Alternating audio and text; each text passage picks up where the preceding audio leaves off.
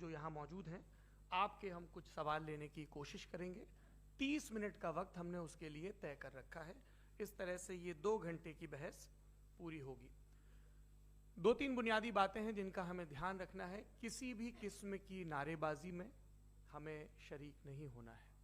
ये हल्ला गुल्ला नहीं है, क्योंकि पूरी दुनिया देख रही है, तो एक नज़ीर कायम करनी है, एक उदाहरण लोगों के सामने रखना है कि पढ़े लिखे लोग इत्तेफाकी और नाइत्तेफाकी रखते हुए भी, एक दूसरे से सहमति और असहमति रखते हुए भी बात कह सकते हैं।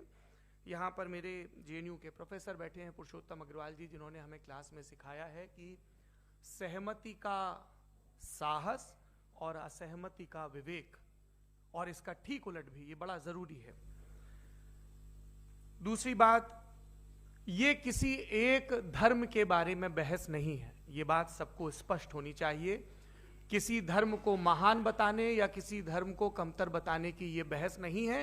तो यदि कोई इस उम्मीद से देख रहा है या यहां आया है, तो मैं आपको आश्वस्त करना चाहता हूं कि आपको नाउम्मीदी हाथ लगेगी।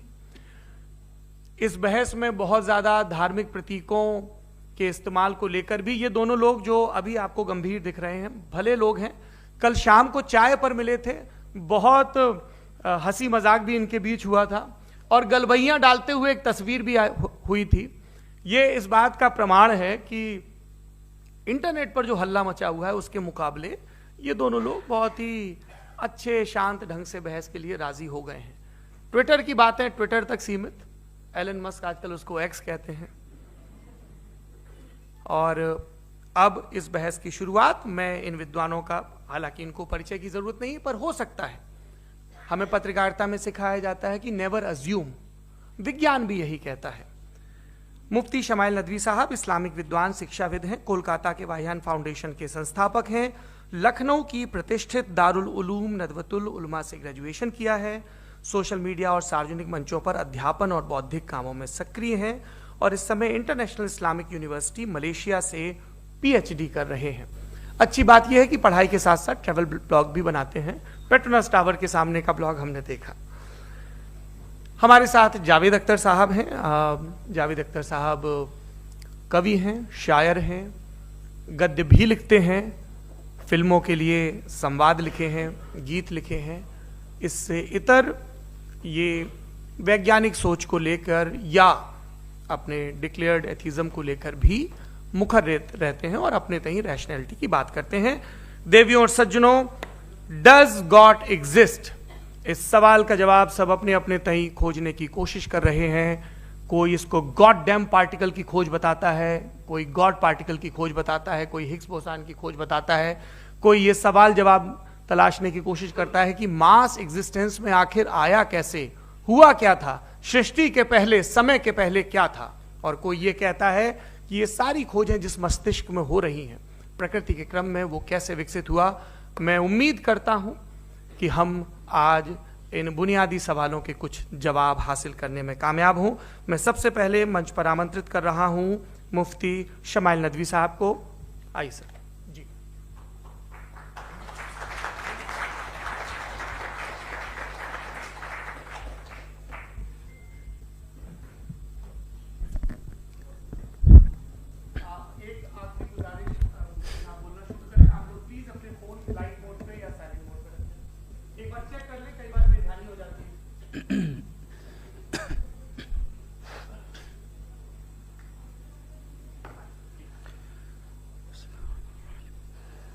तमाम तारीफ़ें उस क्रिएटर के लिए जिसने इस यूनिवर्स को एक मकसद के तहत पैदा किया है। रिस्पेक्टेड जनाब जावेद अख्तर साहब, मिस्टर सौरभ द्विवेदी, और respected audience, thank you all for being here today. आज की डिबेट में चूंकि हम बात करने वाले हैं डज गॉड एग्जिस्ट के टॉपिक पर, तो ये एक ऐसा टॉपिक है जिसके मुताल्लिक कोई भी डिसीजन लेने के लिए अलग अलग स्टैंडर्ड्स हो सकते हैं। लिहाजा डिबेट के शुरू में यह ज़रूरी है कि हम ये जान लें कि आज के इस टॉपिक में कौन सा स्टैंडर्ड सही होगा और कौन सा गलत होगा। सबसे पहला स्टैंडर्ड जिसे मैं समझता हूं कि हमारे रिस्पेक्टेड जनाब जावेद अख्तर साहब बड़ी तेजी के साथ उसकी तरफ लपकेंगे, वो है साइंस। जबकि साइंस दर हकीकत खुदा के एग्जिस्टेंस को डायरेक्टली साबित करने या उसके एग्जिस्टेंस को डिनाई करने के लिए स्टैंडर्ड नहीं बन सकती। और उसकी वजह क्या है, ये मैं नहीं कह रहा, ये वो लोग कह रहे हैं जो साइंस के एक्सपर्ट्स हैं। नेशनल एकेडमी ऑफ साइंस कहती है science doesn't have the processes to prove और disprove the existence of God. Why? क्योंकि साइंस का ताल्लुक एम्पेरिकल एविडेंस से है और एम्पेरिकल एविडेंसेस का ताल्लुक हमारे नेचुरल और फिजिकल वर्ल्ड से है, जबकि गॉड नॉन फिजिकल और सुपर नेचुरल रियलिटी है। लिहाजा नॉन फिजिकल रियलिटी को आप उस टूल के साथ नहीं चेक कर सकते जिसका काम फिजिकल रियलिटी को तलाश करना है। लिहाजा आज इस डिबेट में गॉड की एग्जिस्टेंस को साबित करने या उसे डिनाई करने में साइंटिफिक एविडेंस को एक्सेप्ट नहीं किया जाएगा। दूसरा स्टैंडर्ड हो सकता है रेविलेशन, कि रेविलेशन के जरिए हम यह साबित करें कि गॉड एग्जिस्ट करता है या नहीं। लेकिन यह स्टैंडर्ड भी आज इररेलेवेंट है। क्यों? क्योंकि रेविलेशन मेरे नजदीक सोर्स ऑफ नॉलेज है, वैलिड सोर्स ऑफ नॉलेज है, लेकिन हमारे जावेद अख्तर साहब के नजदीक यह वैलिड सोर्स ऑफ नॉलेज नहीं है। लिहाजा आज की डिबेट में मैं एक भी एविडेंस किसी भी मजहबी स्क्रिप्चर से नहीं दूंगा ताकि जावेद अख्तर साहब के लिए वो अनएक्सेप्टेबल ना हो। तीसरा जो मेयार हो सकता है वो है ऑब्जर्वेशन, कि भाई कोई कहे कि हमें खुदा दिखाओ, अगर है तो दिखाओ, या ये कि खुदा के एग्जिस्टेंस पर एम्पेरिकल एविडेंस दो, तो ये है दर हकीकत गलत टूल का इस्तेमाल करना। ये ऐसा ही है कि जावेद साहब मुझसे ये मुतालबा करें कि मुफ्ती साहब आप मेटल डिटेक्टर के जरिए प्लास्टिक डिटेक्ट करके दिखाएं। अब चूंकि प्लास्टिक डिटेक्ट नहीं हो पा रही है लिहाजा plastic does not exist. No, you are using the wrong tool. इस टूल से प्लास्टिक को डिटेक्ट नहीं किया जाता। लिहाजा मैं समझता हूं कि गॉड के एग्जिस्टेंस पर एम्पेरिकल एविडेंस का मुतालबा करना एक बचकाना मुतालबा है और हमारे रिस्पेक्टेड जनाब जावेद अख्तर साहब इस स्टेज से अब बहुत आगे निकल चुके हैं। अब बचता है एक ही स्टैंडर्ड, और वो स्टैंडर्ड है अक्ल, लॉजिक, रीजनिंग। और यही वो स्टैंडर्ड है जिसके तहत गॉड की एग्जिस्टेंस को साबित किया जाएगा या गॉड की एग्जिस्टेंस को डिनाई किया जाएगा। लेकिन चूंकि ये बहुत इंपॉर्टेंट और सेंसिटिव टॉपिक है, इसलिए लॉजिकल आर्ग्यूमेंट भी ऐसा होना चाहिए जो डेफिनेटिव हो, इनडेफिनेटिव ना हो, जो 2 और 2 4 की तरह बिल्कुल वाजे हो, जिसे लॉजिकली रिजेक्ट करना पॉसिबल नहीं हो। फॉर एग्जाम्पल हम कहें हमारे रिस्पेक्टेड मिस्टर सौरभ साहब, ये एक इंसान है और तमाम इंसान कॉन्शियस बीइंग है, लिहाजा नतीजा क्या निकला, हमारे सौरभ साहब भी कॉन्शियस बीइंग है। क्या ये इनडेफिनेट आर्ग्यूमेंट है या डेफिनेट आर्ग्यूमेंट है? ये डेफिनेट आर्ग्यूमेंट है। ये 2 और 2 की तरह वाजे है, इसमें किसी तरह जो है लॉजिकली इसको रिजेक्ट नहीं किया जा सकता। तो अगर आज हमारे जावेद अख्तर साहब ऐसी कोई अकली दलील और लॉजिकल एविडेंस दें खुदा के ना होने पर जो डेफिनेट भी हो, तो मैं ये ऐलान करता हूं कि यकीनन मैं उस एविडेंस को कबूल करूंगा और उस पर गौर करूंगा। लेकिन साथ में यह भी ऐलान कर देता हूं प्रेडिक्शन के तौर पर कि ऐसा कोई डेफिनेट आर्ग्यूमेंट कोई नहीं पेश कर सकता। दलील हम देंगे और डेफिनेटिव दलील देंगे, लॉजिकल दलील देंगे, ऐसी दलील देंगे जो एंटायर एथिस्टिक वर्ल्ड उसे रेफ्यूट नहीं कर सकती। चलें अब हम एक एग्जाम्पल सोचते हैं, एक सिनेरियो, सिंपल सिनेरियो, तमाम ऑडियंस से गुजारिश है, हम और आप एक आइसोलेटेड आइलैंड पर हैं, ऐसा आइलैंड जहां पे हमसे पहले कोई कभी नहीं गया। चलते चलते आपके सामने अचानक आपने देखा एक पिंक कलर की बॉल पड़ी हुई है। सबसे पहला सवाल आपके जहन में क्या आएगा कि ये बॉल यहां क्यों आई, कैसे आई, ये पिंक कलर की ही क्यों है, कोई और कलर भी हो सकता था, ये इसी शेप में क्यों है, कोई और शेप भी हो सकता था। नेचुरली आप इस तरफ पहुंचेंगे कि कोई ना कोई है जिसने इन स्पेसिफिक प्रॉपर्टीज के साथ इस बॉल को बनाया है और यहां पे रखा है। चूंकि आप जानते हैं कि ये जो बॉल है इसका एग्जिस्ट करना जरूरी नहीं है, ये एग्जिस्ट कर भी सकती थी, नहीं भी कर सकती थी, और एग्जिस्ट करना ही था तो किसी और फॉर्म में करती, किसी और कलर में करती। अब आप इस बॉल को एक्सपैंड करते चले जाएं, एक्सपैंड करते चले जाएं, एक्सपैंड करते चले जाएं, यहां तक कि ये बॉल यूनिवर्स के साइज की हो जाए। बताइए कि क्या साइज के बढ़ जाने से सवाल बदल जाएगा? हरगिज नहीं बदलेगा। अभी भी सवाल रहेगा ये यूनिवर्स कहां से आया, इन स्पेसिफिक प्रॉपर्टीज के साथ कहां से आया, क्यों आया, किसने बनाया, यह सवाल उस वक्त भी वैलिड रहेगा। लेकिन यह सवाल अगर हम जनाब जावेद अख्तर साहब से करें तो चूंकि इनका वर्ल्ड व्यू एथिस्टिक है, और सिर्फ इनका नहीं, मतलब जितने भी एथिस्ट हैं और एथिस्टिक वर्ल्ड व्यू को रखने वाले से अगर आप ये सवाल करें कि ये यूनिवर्स कहां से आया, तो इनका जवाब या तो आर्ग्यूमेंट फ्रॉम इग्नोरेंस होगा या डॉगमेटिक होगा। या तो ये कहेंगे कि मुझे नहीं पता कि ये कहां से आया, लिहाजा गॉड डज नॉट एग्जिस्ट, ये आर्ग्यूमेंट फ्रॉम इग्नोरेंस है, या ये कहेंगे कि ये यूनिवर्स खुद ब खुद बन गया। इसका मतलब ये है कि उस बॉल को भी खुद ब खुद बन जाना चाहिए, लेकिन बॉल के ताल्लुक से ये एक्सप्लेनेशन एक्सेप्ट नहीं की जाएगी कि ये खुद ब खुद बन गई, लेकिन यूनिवर्स के ताल्लुक से कर दिया जाएगा। इसे हम दूसरे अल्फाज में डॉगमा भी कह सकते हैं। दूसरी चीज, हमारे जावेद अख्तर साहब जरूर गॉड ऑफ गैप्स की मिसाल भी जरूर देंगे, और मिसाल देंगे कि पहले जमाने में बिजलियां कड़कती थी तो लोगों ने किसी एक खुदा की तरफ, और बारिश होती थी तो दूसरे खुदा की तरफ मंसूब कर दिया, उनके पास दलील नहीं थी। यह हमारा वर्ल्ड व्यू है ही नहीं, यह हमारा वर्ल्ड व्यू है ही नहीं, क्योंकि नेचुरल फेनोमेना के प्रोसेस की इंटरप्रिटेशन को जान लेने से यह कहां से साबित हो गया कि गॉड एग्जिस्ट नहीं करता है। इस पर मैं इंशाअल्लाह अभी आगे बात करूंगा। आप हजरात ये भी देखेंगे, और मैं ये एक्सपेक्ट करता हूं कि हमारे रिस्पेक्टेड जनाब जावेद अख्तर साहब जरूर इमोशनल आर्ग्यूमेंट्स भी देंगे, जो कि एक लॉजिकल फेलेसी है जब बात आती है ट्रुथ को डिसाइड करने में। क्यों? मिसाल के तौर पर वो कहेंगे कि अगर गॉड है तो ईविल क्यों एग्जिस्ट करता है, जबकि मैं कहता हूं ईविल का एग्जिस्ट करना गॉड के एग्जिस्ट करने की दलील है, उसके खिलाफ नहीं है। चूंकि अगर गॉड है तो हम सब उसके सामने अकाउंटेबल हैं, और अगर हम अकाउंटेबल हैं तो अकाउंटेबिलिटी के लिए ईविल का मौजूद होना जरूरी है, उसके बगैर हम अकाउंटेबल नहीं हो सकते। और अगर हम अकाउंटेबल नहीं हैं तो हम जनाब जावेद अख्तर साहब से पूछेंगे कि आप बताएं कि फिर सफरिंग इस दुनिया में क्यों है? अगर खुदा नहीं है तो सफरिंग क्यों है? और उन लोगों के जज्बे का क्या जिनके अंदर सफरिंग के बाद इंतकाम लेने का जज्बा पाया जाता है और वो इस दुनिया से ऐसे ही चले गए, क्या उनकी सारी तकलीफें बेकार चली जाएंगी?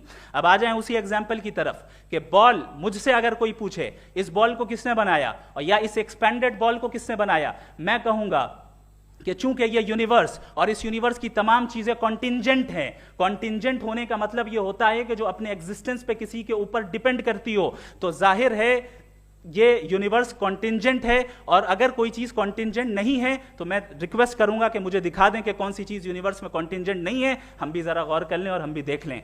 और जब कॉन्टिंजेंट चीजें मौजूद हैं तो फिलोसोफर्स की इस्तिलाह के मुताबिक, हम उस टर्मिनोलॉजी के मुताबिक हम उस जगह तक पहुंचते हैं और उस हस्ती तक पहुंचते हैं जिसे नेसेसरी बीइंग कहा जाता है, कि ये वो नेसेसरी बीइंग है जिसका मौजूद ना होना नामुमकिन हो। क्योंकि अगर ये मौजूद ना हो तो सारी चीजें एग्जिस्टेंस में आएंगी ही नहीं, और ये सारी कॉन्टिंजेंट चीजें उसी के ऊपर डिपेंड करती हैं। अब अगर आप ये सवाल करते हैं कि फिर उस हस्ती को किसने बनाया, फिर उसका कॉज क्या है, फिर उसका कॉज क्या है, फिर उसका कॉज क्या है, और एंडलेसली चले जाएं, इसे हम कहते हैं इन्फिनिट रीग्रेस ऑफ कॉजेस, जो कि लॉजिकल फेलेसी है। कॉन्सेप्चुअली इंफिनिटी पॉसिबल है। मिसाल के तौर पे न्यूमेरिकल्स 1 2 3 गिनते चले जाएं, इन्फिनिट नंबर्स हैं। मैं कॉन्सेप्चुअली बात नहीं कर रहा, प्रैक्टिकली रियलिटी में साबित करके दिखाएं कि infinite regress of causes possible हैं या नहीं। अगर पॉसिबल हैं तो हम मान लेंगे, मिसाल दे दें, और पॉसिबल नहीं है तो एक ही ऑप्शन बचता है जिसे हम कहते हैं नेसेसरी बीइंग। ऐसी नेसेसरी बीइंग जो इंडिपेंडेंट है, क्योंकि अगर वो डिपेंडेंट हुई तो वो नेसेसरी नहीं रहेगी। ऐसी इंडिपेंडेंट बीइंग जो इटर्नल है, अगर वो इटर्नल नहीं होगी, उसकी बिगिनिंग होगी तो वो खुद कॉन्टिंजेंट है। ऐसी बीइंग जो पावरफुल है, क्योंकि कॉन्टिंजेंट को एक्चुअलाइज करने के लिए पावर चाहिए। ऐसी बीइंग जो इंटेलिजेंट है और नॉलेजेबल है, क्योंकि ये यूनिवर्स स्पेसिफिक फॉर्म और स्पेसिफिक लॉज ऑफ नेचर के तहत प्रिसाइजली चल रहा है। थैंक यू मुफ्ती साहब। मैं इन दलीलों के बाद जावेद अख्तर साहब से गुजारिश करूंगा, आप बैठ के बोलना चाहेंगे या वहां? जी।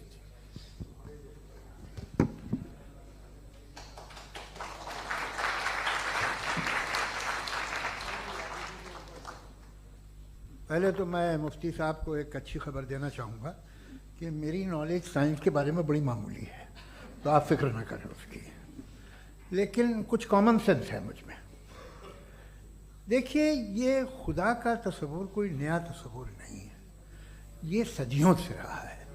ये कुछ रिलीजन 3000 साल पुराने होंगे, 4000 साल पुराने होंगे, लेकिन इंसान कोई 10,000 12,000 साल से एग्जिस्ट करता है होमोसेपियन की शक्ल में, और हमेशा कुछ ना कुछ मजहब रहे। ये मजहब जाहिलों के नहीं थे, ये मजहब एक ऐसी ग्रीक सोसाइटी के थे जहाँ बड़े बड़े फिलोसफर पैदा हुए। ये मजहब इजिप्शियंस के थे जिन्होंने पिरामिड्स बनाए थे।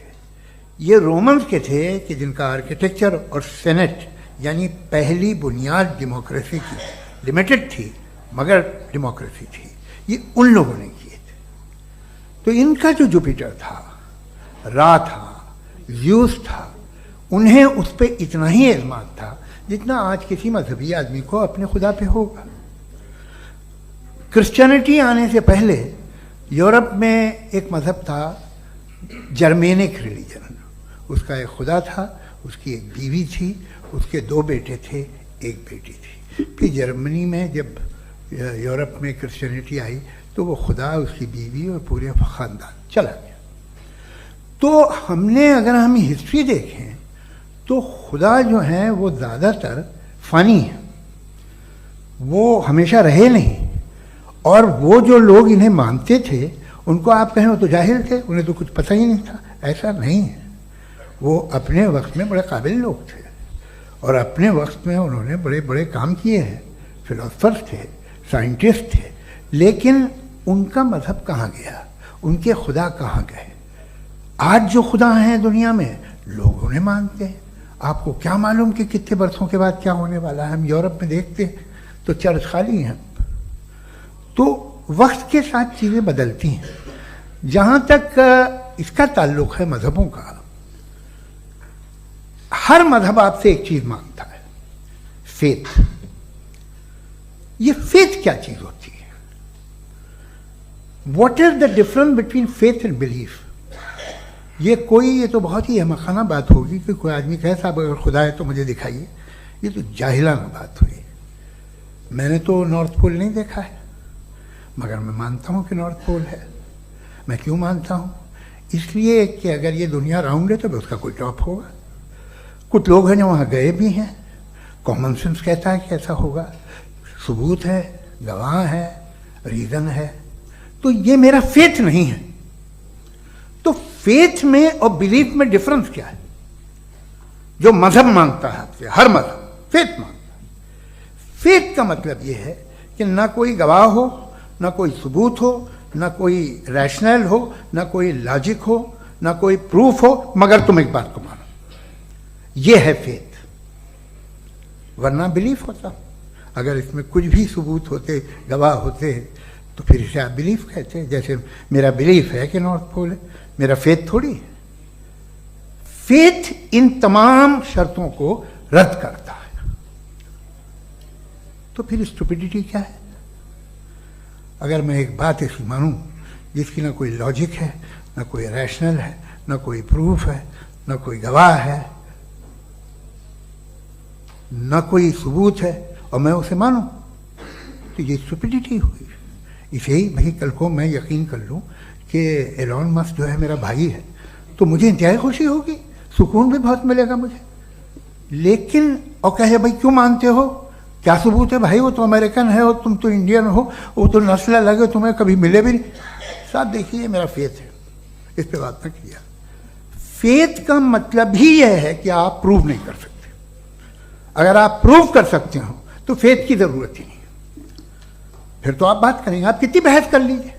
अल्टीमेटली दुनिया का हर मजहब फेथ पे टिका है, और फेथ का मतलब है एक ऐसा यकीन जिसका कोई सबूत, कोई गवाह, कोई रैशनल नहीं। अब आप ये कहें, क्या आप ये क्यों कह रहे हैं कि साहब ये कायनात किसने बनाई? कमाल ये है कि आपने बताया कि एक आइलैंड पर गए और एक बॉल देखी। आपने ये नहीं कहा कि आइलैंड किसने बनाया, आपको सिर्फ बॉल पे हैरत हुई। हमने आइलैंड पे हमने हैरत नहीं की, होते हैं आइलैंड। इसी तरह ये आइलैंड है, सितारे, ये गैलेक्सीज, ये सब आइलैंड हैं, खला में। हम उन्हें टेकन फॉर ग्रांटेड लेते हैं, हम पूछते नहीं किसने बनाए।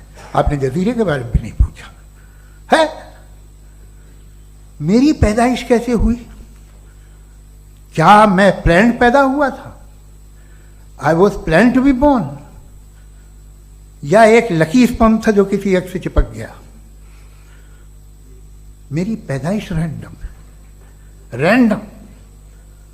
और इंसाफ जिसे आप कहते हैं, इंसाफ का तो नेचर से कोई वास्ता ही नहीं है। जो आप कहते हैं कि एक दिन इंसाफ मिलेगा, इंसाफ is a human concept, nature में कोई इंसाफ नहीं। अगर शेर हिरन को खा जाता है तो उसे कोई सजा नहीं मिलती। अगर एक आंधी आती है और हरे भरे पेड़ों को उखाड़ के फेंक देती है तो आंधियों की जेल नहीं होती है। नेचर में इंसाफ नहीं, इसलिए मुझे नेचर को इंसाफ की जरूरत भी नहीं। नेचर तमाम एक है। अब हम कहें कि साहब ये देखिए जो मैंने खाना खाया था ये मेरी आंख तो नहीं यूं कर दिया उसे, तो इसे सजा मिलनी नहीं, वो सिस्टम है, ऐसे ही चल रहा है। नेचर बगैर इंसाफ के है। इंसाफ इज अ ह्यूमन कॉन्सेप्ट। तो जो आपसे कहता है कि मैं तुम्हें इंसाफ दूंगा, वो इंसानी जहन की पैदावार है। ये नेचुरल है ही नहीं, ये आसमानी है ही नहीं। नेचर का तसव्वुर, इंसाफ का तसव्वुर। भाई आप साथ मिलते हैं, अब आप लेफ्ट हैंड ड्राइव करते हैं, ये क्या है? तमाम सच, तमाम नेकी, तमाम शराफत लेफ्ट हैंड ड्राइव है। वरना क्या होगा, या तो आप क्रॉस कर देंगे, आपका एक्सीडेंट हो जाएगा, या आप किसी को मार देंगे, या ट्रैफिक जैम हो जाएगा। झूठ, बेईमानी, रिश्वतखोरी, ये तमाम जो है driving on the wrong side है। इसके ऊपर कुछ नहीं। ये तो हमने बनाया, जैसे हमने लेफ्ट हैंड ड्राइव बनाई है। ये कॉन्सेप्ट ऑफ इंसाफ जो है ये हमारा है, इसका नेचर से कोई वास्ता नहीं। शेर खा जाता है हिरन को, उसे जेल होती है क्या? कुछ भी नहीं, है ही नहीं। तो ये जो दुनिया के रिलीजन प्रॉमिस करते हैं आपसे इंसाफ, इसी से मालूम होता है कि ये मैन मेड है। ये तसव्वुर कहीं और का है ही नहीं। जो नेचर है, कुछ लोग कहते हैं नेचर ही खुदा है, तो नेचर में तो इंसाफ नहीं कहीं। और आप वादा कर रहे हैं कि तुम्हें मरने के बाद इंसाफ मिलेगा। मुझे अगर मिलेगा तो मैं बहुत खुश होऊंगा, लेकिन मैं यकीन नहीं कर पाता हूं, इसलिए कि मैं फेथ नहीं पैदा कर सकता। The very fact that religions demand faith, इसका मतलब है कि उनके पास जस्टिफिकेशन नहीं है। अच्छा था, फिर रिलीजन अगर मॉडरेशन में है, कोई सा भी नहीं, वो आप में कुछ खूबियां भी पैदा करता होगा, देखिए उससे ये फ़ायदा है, वो फ़ायदा है। अल्कोहल जो है वो ज़्यादातर दवाओं में यूज़ होती है, और एक सर्वे किया गया था अमेरिका में कि लॉन्जेटिविटी किन लोगों की है। तो एक तरफ वो लोग थे जो शराब पीते ही नहीं थे, और एक तरफ वो थे जो एक बोतल शराब रोज़ पीते थे। सबसे ज़्यादा लंबी उम्र उनकी है जो 2 पैग नाप के शराब पीते हैं और खाना खाते हैं। मगर हम शराब को बुरा समझते हैं, मैं भी बुरा समझता हूँ। क्यों? ऐसा होता नहीं। कुछ चीज़ों में आदत होती है जो बढ़ती है। आज तक में एक आदमी दूध पीता है, आप 10 साल बाद भी मिलेंगे तो एक ही गिलास पीता होगा। ऐसा नहीं होता, सुबह से दूध पीता रहता है। मिल्कोहलिक मैंने नहीं देखे, अल्कोहलिक होते हैं। ये टेंडेंसी है मजहब की कि वो बढ़ता है, जैसे कैंसर बढ़ता है, जैसे शराब बढ़ती है। कुछ लोग होंगे जो उसे सही तरह से यूज़ करते हैं। मुझे यकीन है कि हमारे मुफ्ती साहब भी उनमें से एक, इनसे बहुत खुशी हुई मुझे इनसे मिलकर। लेकिन कितने लोग हैं कि आज आप देखते हैं दुनिया में जो तबाहियाँ हैं, इनमें कितना हाथ है उन लोगों का जो बिलीवर कहते था मजहब ये नहीं कहता, ना कहता होगा, मगर जब ये मजहब पीते हैं तो ऐसे बिहेव करते हैं। थोड़ा सा अगर हो तो शायद बहुत अच्छी बात, लेकिन शराब थोड़ी सी नहीं रहती, उसमें टेंडेंसी है पहले। थोड़ा सा अगर 2-3 कैंसर के सेल हो ना बॉडी में तो आदमी स्लिम रहेगा, लेकिन वो 2-3 सेल नहीं रहते, वो मल्टीप्लाई होते हैं। जावेद साहब टाइम पूरा हो गया। टाइम हो गया, तो बस बात खत्म हो गई। अच्छा, मुझे कुछ और कहने को था भी नहीं। जी, मैं पहले जवाबी दौर के लिए इनवाइट कर रहा हूं मुफ्ती साहब को। Your rebuttal round 1, you have 7 minutes.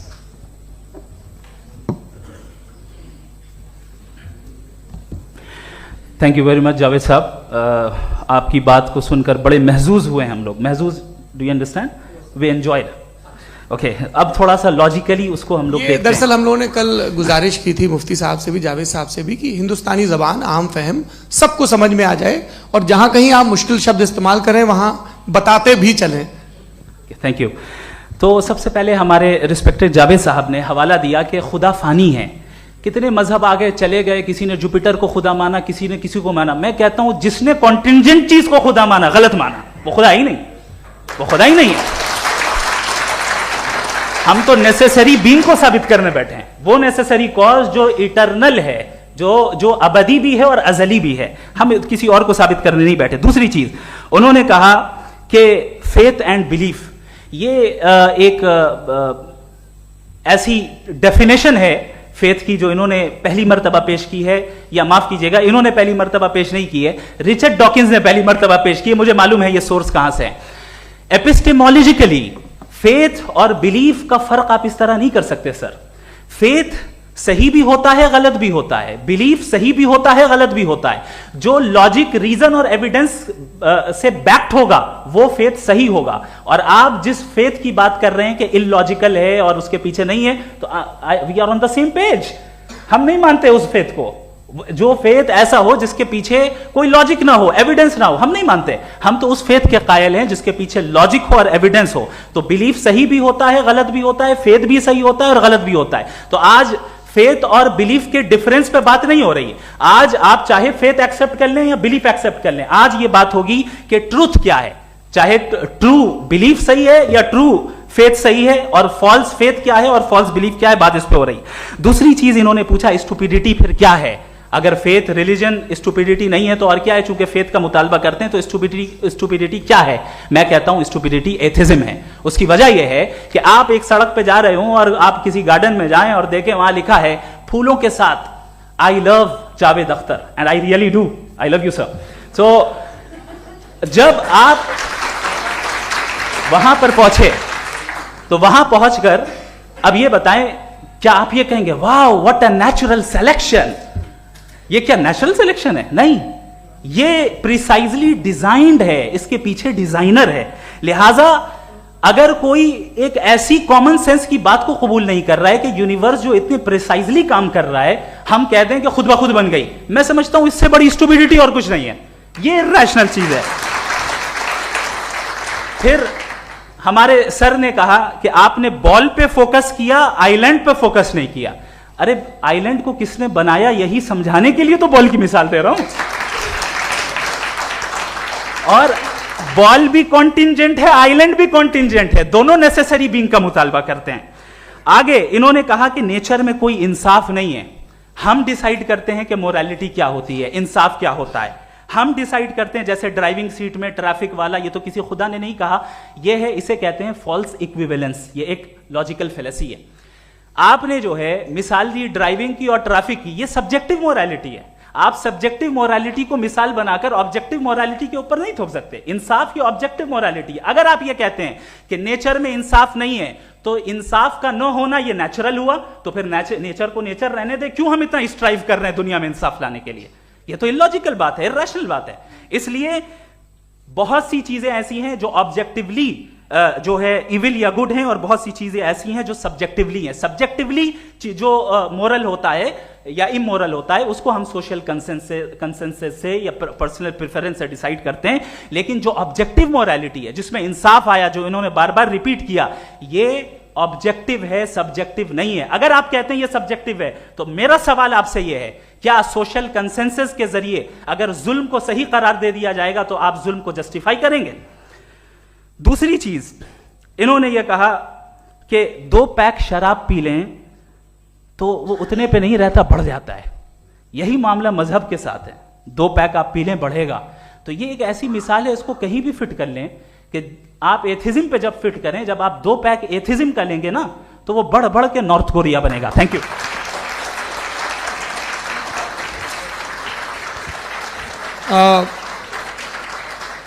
First round की रिबटल के लिए मैं जावेद साहब को इनवाइट कर रहा हूं। आपके पास 7 मिनट का वक्त है, रीसेट कर दीजिएगा प्लीज। मुझे इस बात की खुशी है कि मुफ्ती साहब ने भी मान लिया कि नेचर में कोई इंसाफ नहीं है। तो कोई भी चीज़ जो इंसान ने नहीं बनाई हो उसमें इंसाफ नहीं होता है। एक बात मैं आपसे अर्ज़ करूँ, जरा पता लगा लीजिएगा, ये जो आप बाग में जाते हैं बेहद खूबसूरत फूल देखते हैं ना, इनमें से कोई नेचुरल नहीं है। ये सारे फूल क्रॉस करके बनाए गए हैं। जो जंगल में फूल होते हैं नहायत मामूली होते हैं, ये फूल इंसानों ने बनाए हैं।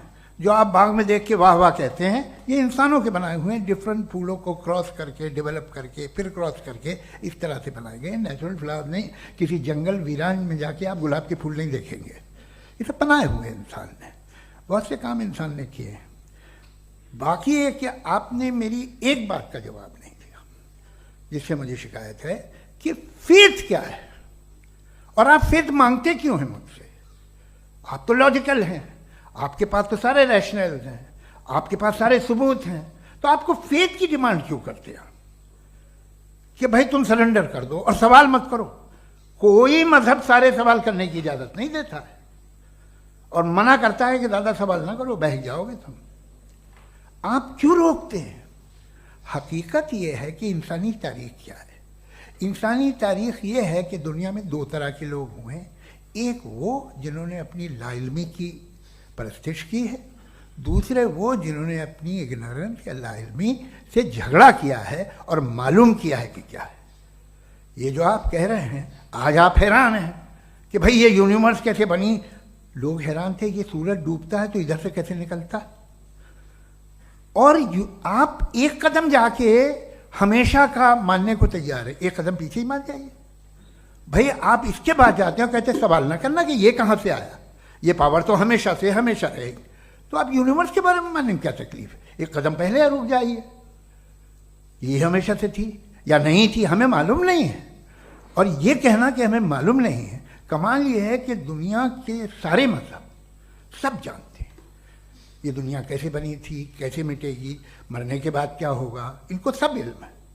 इनको किसी को डायनासोर होते थे पहले ये नहीं पता था, किसी को नहीं पता। किसी भी दुनिया की मजहबी किताब में डायनासोर का जिक्र नहीं है। लेकिन बाकी सब बातें, how to make universe in 4 easy lessons and बाकी सब पता है। जिसको सब पता है वो गड़बड़ है। हम में ये इंकिसार, ये ह्यूमिलिटी होनी चाहिए कि हम ये कहें कि हमें ये बहुत सारी बातें नहीं मालूम, लेकिन हम उनकी परस्तिश न करना, अपनी लाइल्मी को की परस्तिश न करें, हम उसे पता लगाने की कोशिश करें। जिस दुनिया में आप बैठे हैं सर, ये हॉल जो है, ये इलेक्ट्रिसिटी जो है, ये माइक जो है, जिस हवाई जहाज से आप आए थे, वो जिस कार से आप यहाँ आए हैं, ये सब उन लोगों की बनाई हुई है जिन्होंने सवाल किए थे। ये दुनिया जिसमें आप आज आराम से हैं, ये उन लोगों की बनाई है कि जिन्होंने सवाल किए थे।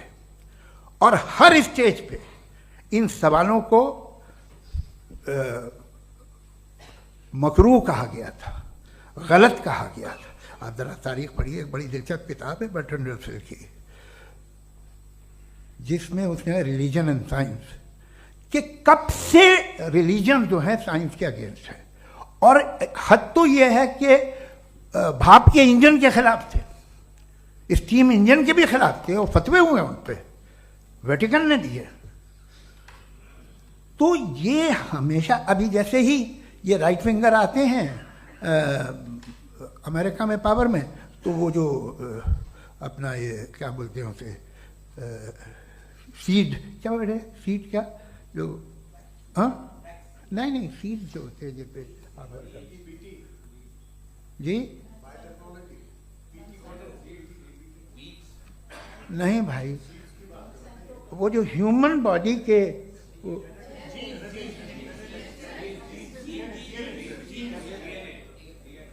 उस पर रिसर्च बंद हो जाती है, रिपब्लिकन नहीं करने देते। अरे भाई इतना डर क्या है तुम्हें? एक ज़माने में बहुत नाराज थे ये सारे मजहबी लोग कि ये इंसान तो इंसान बनाने की कोशिश कर रहा है। आपको क्या तकलीफ भाई, बना ले तो बना लेने दो, ये खौफ क्या है? और ये सब आज जो आप कह रहे हैं नामुमकिन है, ये कैसे हुआ? मुझे एक किस्सा याद आता है। जब मैं 6ठी क्लास में था तो मैं मैथमेटिक्स में बहुत वीक था, तो एक टीचर रख दिया गया, उसने 1 2 3 4 5 6 7 को सिखा दिया मुझे। वो दिन मैं भूल नहीं सकता हूँ मुफ्ती साहब, जिस दिन उसने ये बताया कि 1/2 क्या होता है और 3/4 क्या होता है, मुझे ऐसा लगा कि मेरा सर बीच से फट जाएगा। ये आदमी कह रहा है कि जो दीवार के अंदर जाओ वॉक करते हुए। आज हंसता हूं मैं इस बात पे। तो आज जो बातें आपके जहन से बिल्कुल परे हैं और आप हैरान होते उन्हें देख के, एक वक्त आएगा कि मामूली लगेंगे। और हुआ है, आपकी इंसानी तारीख ही है। इतनी जल्दी सारे फैसले आप मत कर लीजिए, थोड़ा ये ह्यूमिलिटी रखिए कि भाई ये हमें नहीं मालूम। ये कहने में क्या आ रहा है? ये यूनिवर्स कहाँ तक फैली, ये कब से है और कब तक रहेगी, हमें नहीं मालूम। आपने फैसला कर लिया कब बनी। ये आपके हिसाब से कोई 14 बिलियन ईयर बनी जो समझा जाता है। उससे पहले हजारों करोड़ों अरबों साल तक खुदा बैठा क्या कर रहा था? खामोश बैठा था, ऐसी जमाइयाँ ले रहा था। फिर उसे आइडिया है, यार एक काम करते, वक्त अच्छा गुजर जाएगा, यूनिवर्स पर आपसे सोचिए। वो तो हमेशा से है ना, मगर यूनिवर्स हमेशा से नहीं है, ये तो बनाई गई है। और उससे पहले क्या था, इनका क्या काम था? कैसी बात है, ये बड़ा आसान है। जो बात हमें आज धीरे धीरे पता चली है, बरसों 2000 और 2500 साल पहले आपको किसी ने बता दिया कि क्या था, आप मान गए और तब से वही मान रहे हैं जो 2500 साल पहले कहा गया था। सब कुछ बदल गया है, सॉल्व हो रही हैं चीज़ें। अभी साइंस बिल्कुल दावा नहीं करती, या कोई फिलोसफर ये दावा नहीं करता कि हमें सब मालूम, बल्कि वो कहता है कि हमें जितना मालूम होता है उससे ये मालूम होता है कि हमें कितना कम मालूम। तो हम अपनी जहालत से लड़े, उसकी परस्तिश न करें। जी, टाइम है। Thank you so much. मैं तर्कों की श्रृंखला में राउंड 2 के लिए मुफ्ती साहब को आमंत्रित कर रहा हूं। आपके पास एक बार फिर से 7 मिनट का वक्त है। शुक्रिया। जनाब जावेद अख्तर साहब कई मर्तबा दोहरा रहे हैं कि फेथ का मतलब बताइए, फेथ का मतलब बताइए। मैंने बता दिया, फेथ सही भी होता है, गलत भी होता है। और आज हम फेथ पे बात नहीं कर रहे, हम ट्रुथ और डज गॉड एग्जिस्ट पे बात कर रहे हैं। क्या डज गॉड एग्जिस्ट, ये ट्रुथ यानी गॉड है या नहीं है, इसमें से दोनों ट्रुथ क्या है। अब आप उसे फेथ कह लें, बिलीफ कह लें, नॉट माई बिजनेस। उसके बाद आपने कहा कि भाई सवाल करने से मजहब रोकता है। मैं कहता हूं जो रोकता है वो रोकता होगा, मैं नहीं रोकता, बल्कि सवाल करें, सवाल करना चाहिए। सवाल कर करके तो हम आगे बढ़ते हैं, तरक्की करते हैं, और इसीलिए मैं आज यहां पे आया हूं। लेकिन सवाल सिर्फ खुदा से नहीं होगा, आपसे भी होगा। सवाल एथिज्म से भी होगा, सवाल सिर्फ मजहब से नहीं होगा, सबसे होगा। और आज मैं सवाल करूंगा और उम्मीद है कि आप जवाब देंगे। अभी तक आपने वैसे कॉन्टिंजेंसी आर्ग्यूमेंट का कोई जवाब नहीं दिया। चलें, आपने कहा यूनिवर्स के बारे में इटर्नल क्यों नहीं बोल देते। ये चूंकि लॉजिकली पॉसिबल ही नहीं है कि यूनिवर्स इटर्नल हो। यूनिवर्स एक कॉन्टिंजेंट चीज है जो टाइम एंड स्पेस के पाबंद है, टाइम एंड स्पेस से बाउंड है। जो टाइम एंड स्पेस से बाउंड होगा वो कॉन्टिंजेंट होगा, जो कॉन्टिंजेंट होगा वो उसकी बिगिनिंग हुई होगी, जिसकी बिगिनिंग हुई होगी वो इटर्नल नहीं हो सकता। ये तो कॉमन सी बात है।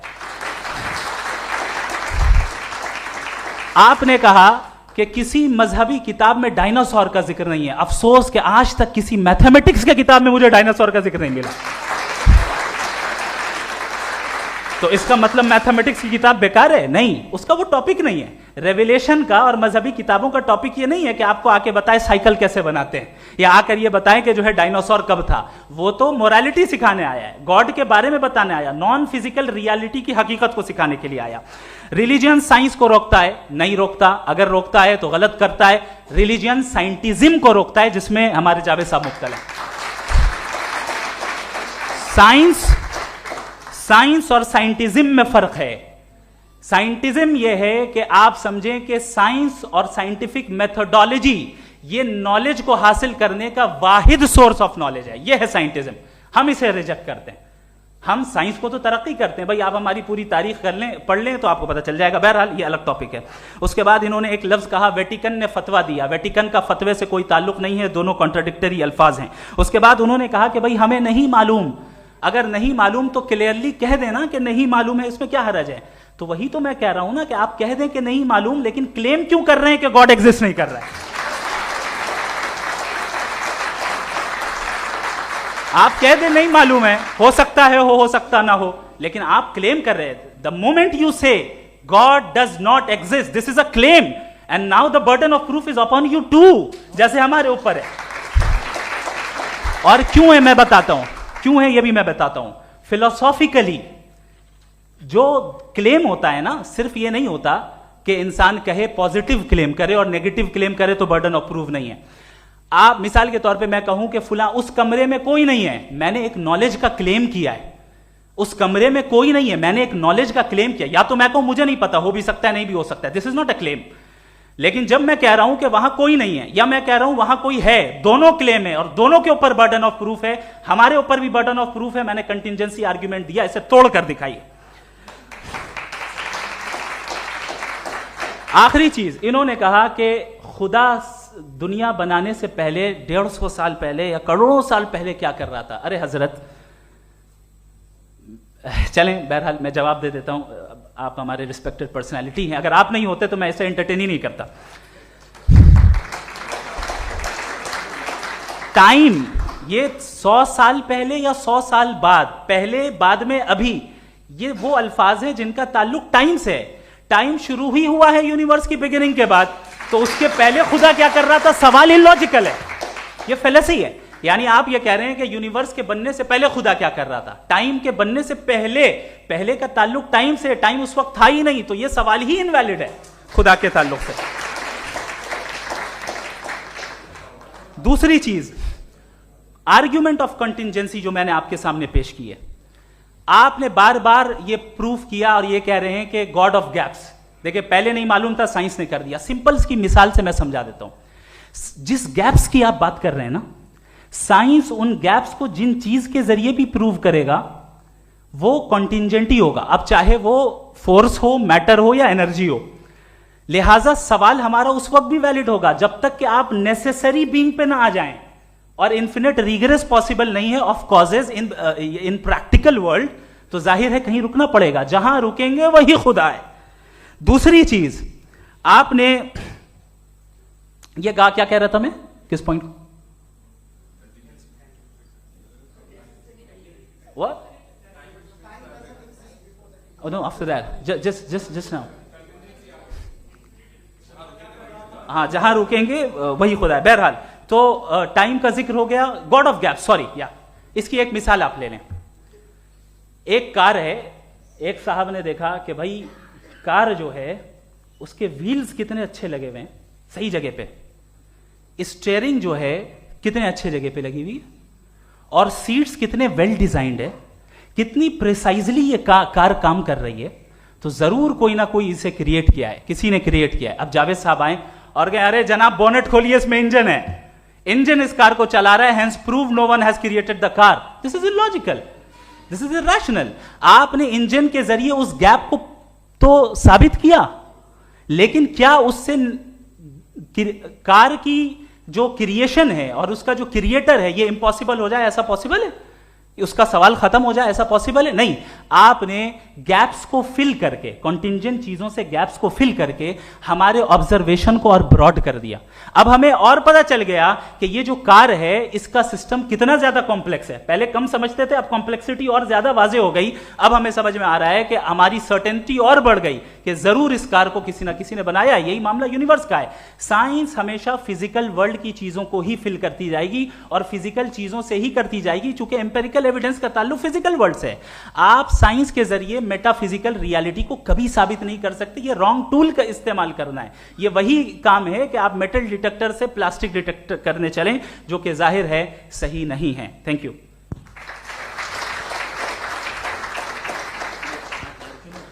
जी, ये आर्ग्यूमेंट का राउंड 2 है. हाँ. 7 मिनट है. पहले तो मैं आपसे अर्ज करूं कि आपने कहा कि जब कायनात ही नहीं थी तो वक्त भी नहीं था, कुछ भी नहीं था. कैसे नहीं था? खुदा था. एक एग्जिस्टेंस तो था ना खुदा का. तो जब खुदा था तो वक्त भी होगा. ऐसा नहीं कि कुछ भी नहीं था, खुदा था. अच्छा, बाकी एक आपने कहा साहब आप साबित कीजिए, आपके पास भी लॉजिक है या मेरे पास भी लॉजिक है. आप मेरा जिम्मेदारी नहीं है साबित करना कि खुदा है. बर्टन रसल ने बड़ी अच्छी बात कही.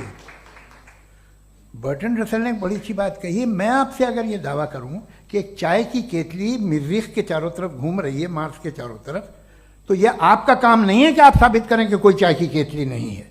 ये मेरा काम है, मैंने दावा किया है। ये दावा तो मजहबी लोग करते हैं कि खुदा है, मैं क्यों साबित करूं कि नहीं है? जब तक आप मुझे कन्विंस नहीं कर देंगे मैं नहीं मानूंगा।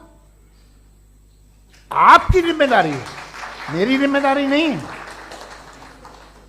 दोयम ये कि ये जो आप कह रहे हैं, जो गैप्स हैं, ये गैप जब जब किसी मजहब को चैलेंज करते हैं, जब ऐसा कोई बात आती है तो हंगामा हो जाता है कि जब वो चैलेंज करें किसी फेथ को।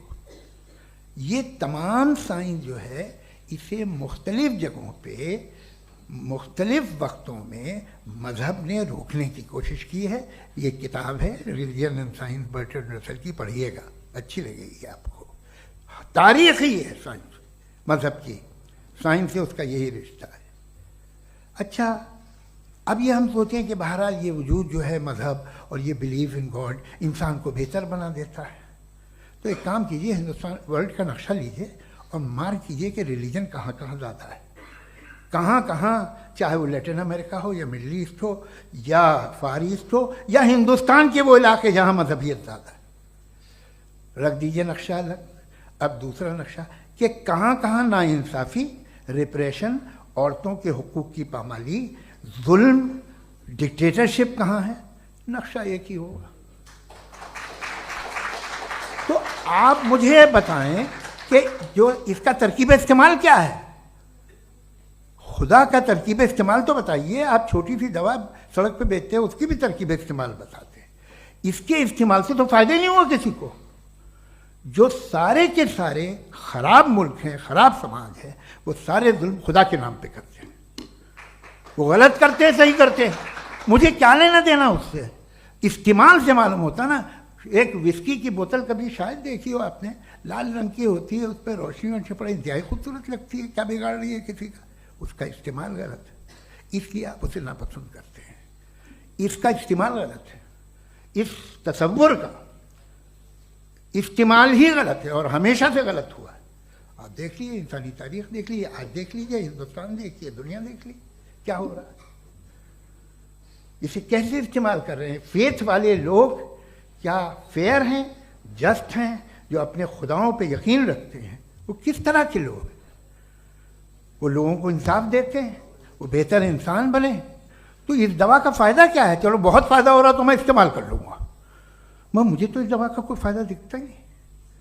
मुझे तो ऐसा लगता, मैं एक और बात बताऊँ, अगर कोई आदमी मजहबी है और अच्छा आदमी है तो मैं उसकी बहुत इज्जत करता हूँ, इसलिए कि मेरा ख्याल है मजहबी आदमी का अच्छा होना मुझसे अच्छा होने से ज़्यादा मुश्किल है। भाई हर चीज़ की एक लिमिट है। आप इतना भाग सकते हैं, इतना नहीं भाग सकते, इतना वजन उठा सकते, इतना नहीं उठा सकते, इतना दूर देख सकते हैं, इतना दूर नहीं देख सकते। उसी तरह कॉमन सेंस कहता है कि आप में नेकी का भी एक कोटा होगा। अब आप अगर सुबह जाते हैं अपनी इबादत गाह और इबादत करते हैं तो बाहर निकलते हैं तो आप तो यही महसूस करते हैं कि आपने एक बहुत अच्छा काम किया, आपकी नेकी का एक बहुत बड़ा कोटा खर्च हो गया जिससे किसी का कोई फ़ायदा नहीं। मैं तो नहीं जाता हूँ तो मुझे तो किसी को खाना खिलाना पड़ेगा, किसी बेवा की मदद करनी पड़ेगी। मैं अपना कोटा कैसे कंज्यूम करूँ? आप अपना कोटा सारे मजहबी लोग इंतहाई यूजलेस कामों में यूज़ करते हैं। उसके बाद भी अगर आप में बच्ची है थोड़ी सी शराफत तो भाई वाह, क्या बात है।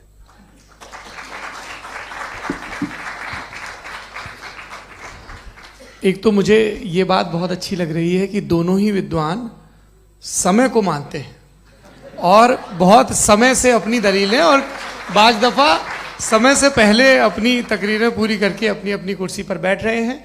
ये इस आर्ग्यूमेंट का राउंड 2 पूरा हुआ। अब रिबटल का राउंड 2 है और उसके बाद क्रॉस एग्जामिनेशन होगा। नहीं, आपका आर्ग्यूमेंट हो गया सर। हमारे यहाँ स्कूल के सिलेबस में पंच परमेश्वर कहानी पढ़ाई जाती है, प्रेमचंद जी की लिखी हुई। आप निश्चिंत रहिए, आपके कोई राउंड में मिस नहीं होने दूंगा। रिबटल का राउंड 2, मुफ्ती शमाइल नदवी साहब।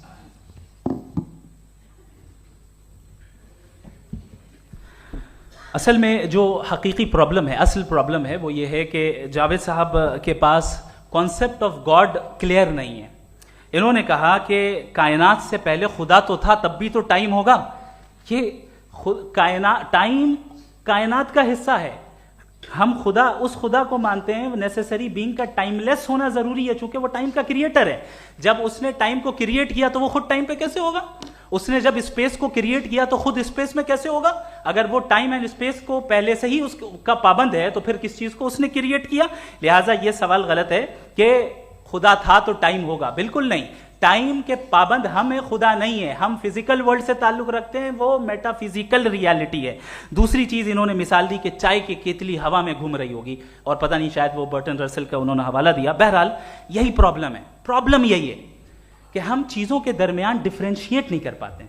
ये जो आपने मिसाल दी ये इमेजिनेशन है, और मैं जो साबित कर रहा हूं वो लॉजिकल नेसेसिटी है। आप इमेजिन करना है तो कुछ भी करें, जुपिटर में पिंक एलिफेंट होगा, यूनिकॉर्न होगा, करें, उससे कायनात पे क्या फर्क पड़ता है? उससे आप लॉजिकल नेसेसिटी साबित नहीं कर सकते। मैं तो उस प्राइम कॉज की बात कर रहा हूं, उस नेसेसरी बीइंग की बात कर रहा हूं जिसके बगैर इस कायनात का एग्जिस्टेंस मुमकिन नहीं है। दूसरी चीज, मजहब को साइंस चैलेंज करती है वगैरह वगैरह, ये हमारा टॉपिक ही नहीं है। मैं इस पर बात करूंगा तो फिर मेरा वक्त चला जाएगा। मजहब के ऊपर चूंकि हमारी डिस्कशन नहीं है, साइंस को मजहब और बिलखुसूस मैं और हमारा वर्ल्ड व्यू कम अज कम साइंस को पीछे नहीं करता है, साइंटिज्म की मजम्मत करता है। इसकी वजाहत मैंने पहले कर दी। दूसरी चीज इन्होंने कहा वर्ल्ड का नक्शा लीजिए, वर्ल्ड मैप लीजिए, दो अलग अलग जगह की। हजरत मैंने ये होमवर्क किया था, और मैंने मिडिल ईस्ट का एक नक्शा लिया और यूरोप का एक नक्शा लिया, ये मजहबी इलाका और ये लिबरल और एथीस्ट इलाका। मुझे पता चला कि सबसे ज्यादा रेप केसेस जो हैं वहां पर है।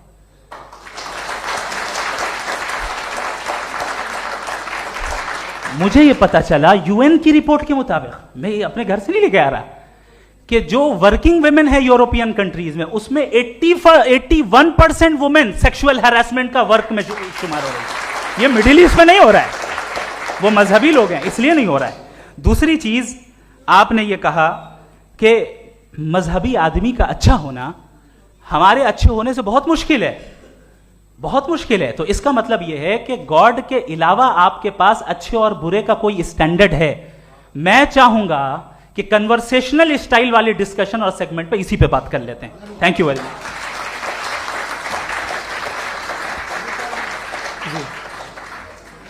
ये रिबटल का राउंड 2 है, आपके पास 5 मिनट का वक्त है, और इसके बाद क्रॉस एग्जामिनेशन शुरू करेंगे। आप चाहें तो जो इन्होंने सवाल पूछे उनके जवाब आप रिबटल में भी दे सकते हैं। जी जी, देखिए, पहले तो ये बात कि ये मिसाल गलत नहीं है, गलत है। इन्होंने पहले ही हमको डिसार्म कर दिया, कह लिया अकल से मामला सॉल्व नहीं हो सकता, लॉजिक से आप पहुंच नहीं सकते। ये एक मेटाफिजिकल चीज़ है। मेटाफिजिकल अजीब सा लफ्ज़ है, ठीक से किसी को माने नहीं मालूम इसके, तो ऐसा लगता है कुछ बड़ी चीज़ है। अरे भाई, क्या होता है मेटाफिजिकल, बताओ, खड़ी हो। ये एक लफ्ज़ है जो कहीं भी इस्तेमाल हो जाता है। जब आप एक बात कर रहे हैं और आप मुझसे बहस कर रहे हैं तो मुझे मेटाफिजिकल मत बताइए, आप लॉजिकली मुझे प्रूफ किए। और अगर लॉजिकली आप नहीं बात करते साहब ये मेटाफिजिकल है, तो फिर हम आप बात क्या कर रहे हैं?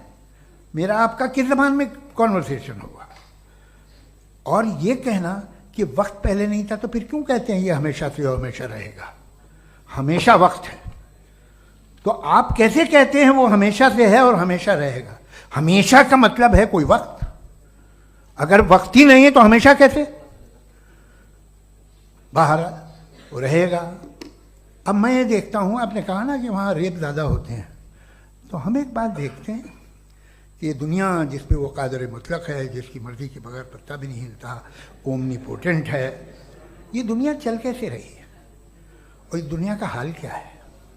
45,000 बच्चे जो 10 साल की उम्र से कम थे वो गाजा में मरे। भूख से काला हांडी में बच्चे मरते हैं और डिप्थेरिया से मरते हैं। डिप्थेरिया अजीब मर्ज है, गले में जाली बनना शुरू होती है, बच्चा नीला हो जाता है, गरीब का बच्चा, इसलिए कि उपास इलाज में। ये कादर मुतलक है जो चाहे कर दे, इससे आप दुआएं मांगते हैं हमारी ये काम कर दे वो कर दे, तो इसका मतलब डे टू डे लाइफ में वो इंटरफेयर करता है और ये देख रहा है वो। अगर वो वाकई भी है फॉर डिस्कशन से, तो मैं जब दुनिया देखता हूँ तो मेरे दिल में उसके लिए कोई इज्जत नहीं पैदा होती। ये क्या कर रहे हो तुम पूरे ऑल पावरफुल हो, ओमनीपोटेंट हो, ओमनी प्रेजेंट हो। तुम तो वहाँ गाजा में रहे होगे ना, तुम हर जगह हो। तुम देख रहे थे कि बच्चे की कैसे धज्जियाँ उड़ रही, तुम देख रहे थे और तुम चाहते हो मैं तुम्हारी परस्तिश करूँगा, तुम हो भी। अरे यार, इससे अच्छे तो हमारे चीफ प्राइम मिनिस्टर हैं, कुछ तो ख्याल करते हैं। कमाल है, आप किसकी इबादत कर रहे हैं? अगर वो है भी, ये दुनिया नाइंसाफी से, जुल्म से, जबर से, तशद्दुद से भरी हुई है। और आप ये मत कहिएगा कि वो देख रहा है और वो बताएगा एक दिन। अगर वो देख रहा है और इंटरफेयर नहीं करता तो आप दुआ क्यों मांगते? आप कहते हैं मेरा ये काम करा दे, इसके मतलब है वो दखल दे सकता है, वो आपको नौकरी दिलवा सकता है, भले दूसरे आदमी को न मिले, मगर आपका काम कर देगा चूंकि आपने दुआ मांगी है। तो जब वो आपको नौकरी दिला सकता है, लड़की की शादी कर सकता है, बेटे को ग्रीन कार्ड दिलवा सकता है, तो कम से कम ये जो मर रहे हैं बच्चे, इनको रोक दे, कुछ तो करे। मुझे तो दुनिया में, इस दुनिया का कोई मालिक है, इसका ओमनीपोटेंट कोई रूलर है, और ये दुनिया ऐसी चल रही है। मैं तो चाहूँगा कि भाई ना हो, अगर हो तो बड़ी शर्मिंदगी की बात है। शुक्रिया।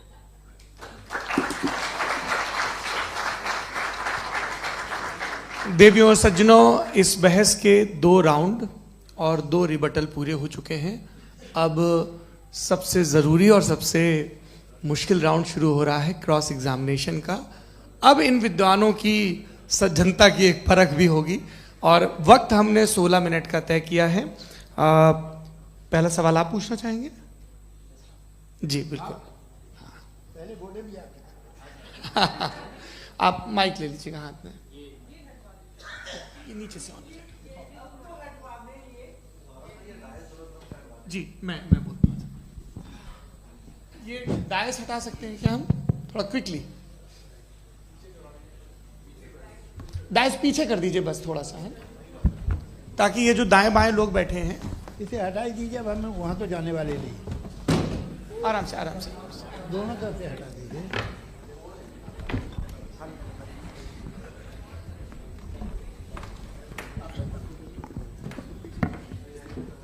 इस बीच आप लोग भी अपने अपने सवाल तैयार कर लें। ये ध्यान रखेंगे कि मैं यहाँ से सवाल लूँगा, आप लोगों को अपना हाथ ऊपर करना है, अपना नाम बताना है और अधिकतम 3 वाक्यों में अपना सवाल पूरा करना है। कई लोग सवाल की जगह भाषण देने लगते हैं, उससे आज बचना है। जी मुफ्ती साहब, पहला सवाल आपका, 16 मिनट हैं, हम दोनों लोगों के सवाल लेंगे। जी जी बहुत शुक्रिया। आपकी जो अभी बात हुई बहुत अहम थी, मैं इसको चाहूँगा कि आगे डिस्कस करूँ, लेकिन चूँकि अभी ये वो सेगमेंट है क्रॉस एग्जामिनेशन, तो सबसे पहला सवाल आपसे ये है कि जो मैं इतनी देर से कॉन्टिंजेंसी आर्ग्यूमेंट आपको बता रहा था, ये अकल से ही बता रहा था हजरत, आप ये बताएं कि आप इन्फिनिट रिग्रेस ऑफ कॉजेस को पॉसिबल मानते हैं या नेसेसरी बीइंग के एग्जिस्टेंस को सही समझते हैं? चूंकि 2 ही ऑप्शन हो सकता है, आप ये बताएं। देखिए, आपको मैं ईमानदारी से बात करूं, एक तो मैं कॉन्टिजेंसी वर्ड ठीक से समझता नहीं, और इस वक्त भी जो आपने अंग्रेजी के अल्फाज इस्तेमाल किए वो ज़रा थोड़े से मुझे डिफ़िकल्ट और कॉम्प्लिकेटेड लगे, तो आप ज़रा सिंपल ज़बान में सवाल कर सकते हैं? बिल्कुल कर सकता हूँ जी। यूनिवर्स की हर चीज कॉन्टिंजेंट होने का मतलब यह है कि वो अपने एग्जिस्टेंस में किसी के ऊपर डिपेंडेड है। जो भी चीज डिपेंडेड होगी वो चीज इंडिपेंडेंट नहीं हो सकती, तो उसका कोई ना कोई कॉज होगा। तो अब आप क्या समझते हैं कि ये इन्फिनिट रिग्रेस है, यानी कॉज पर कॉज, कॉज पर कॉज, कॉज पर कॉज, और कभी कोई यानी ये एंडलेसली चलता रहा? क्योंकि अगर ऐसा होगा तो हम तो एग्जिस्टेंस में आते ही नहीं। लॉजिकली ये मुत्तफक अलैह चीज है, मुत्तफक अलैह अग्रीड अपॉन। इस पे हमने एग्री किया था कि मुश्किल शब्द आएगा तो अर्थ बताना पड़ेगा। तो इन्फिनिट रिग्रेस तो पॉसिबल नहीं है, तो कहीं ना कहीं आपको रुकना पड़ेगा ऐसे नेसेसरी बीइंग पर। नहीं, कोई जरूरत नहीं रुकने की। किसने कहा आप रुकना पड़ेगा? आप रुकते हैं खुदा पे, आप नहीं रुकते। आप कहते हैं वो हमेशा से, जब उस वक्त से जब वक्त नहीं था। आप कहाँ रुकते हैं कि अब हुआ था वो? आप नहीं कहते। हम क्यों नहीं मान सकते कि यूनिवर्स जो है और बल्कि मल्टीवर्सेस जो है वो हमेशा से हैं, वो बनती है, बिगड़ती है। एक हमारे यहाँ एक चीज़ है ब्लैक होल, वो समेट लेता है वापस, फिर ब्लास्ट होता है, फिर फैल जाता है। और इसमें हमारी तो खैर कोई औकात ही नहीं है इंसान की। एक छोटे से ज़र्रे पे हम 50-60 साल की उम्र रखते हैं, जो करोड़ों अरबों साल की कायनात है उसमें, और पैदा भी नहायत ही बेहुदा वजह से हुए थे। तो इसमें ये सोचना कि इसकी वजूहात और ये क्यों है, ये डिपेंडेंट है, ये हम देख रहे हैं। क्या मालूम, आप सोचिए कि ये जो फैल रही है कायनात, ये कहाँ फैल रही है, ये कहाँ जा रही है, और ये फैल क्यों रही है? अरे बना ली थी तुमने, रुको भैया, काफ़ी है। ये फैल क्यों रही है? ये और कौन सी कायनात जिसे मैं दूरबीन से देखता हूँ तो 2 बिलियन लाइट ईयर पे है, उससे मेरा कोई वास्ता ही नहीं है। 2 बिलियन ईयर यानी अगर मैं 80,000 माइल्स पर सेकेंड से चलूँ तो 20 करोड़ साल में वहाँ पहुँच जाऊँगा। इसकी ज़रूरत क्या थी? ये दुनिया, ये कायनात तो इंसान अशरफुल मखलूक़ात के लिए बनाई गई ना। तो ये सब ये टर्म समझ में नहीं आया, इसमें कोई खास समझने वाली बात थी भी नहीं। ये जो अल्टीमेट कहा यह जाता है कि ये जो पूरी यूनिवर्स है, ये जो दुनिया है, ये इंसान के लिए बनाई गई। अच्छा, ये सब इंसान के लिए। क्यों साहब, सही है ना?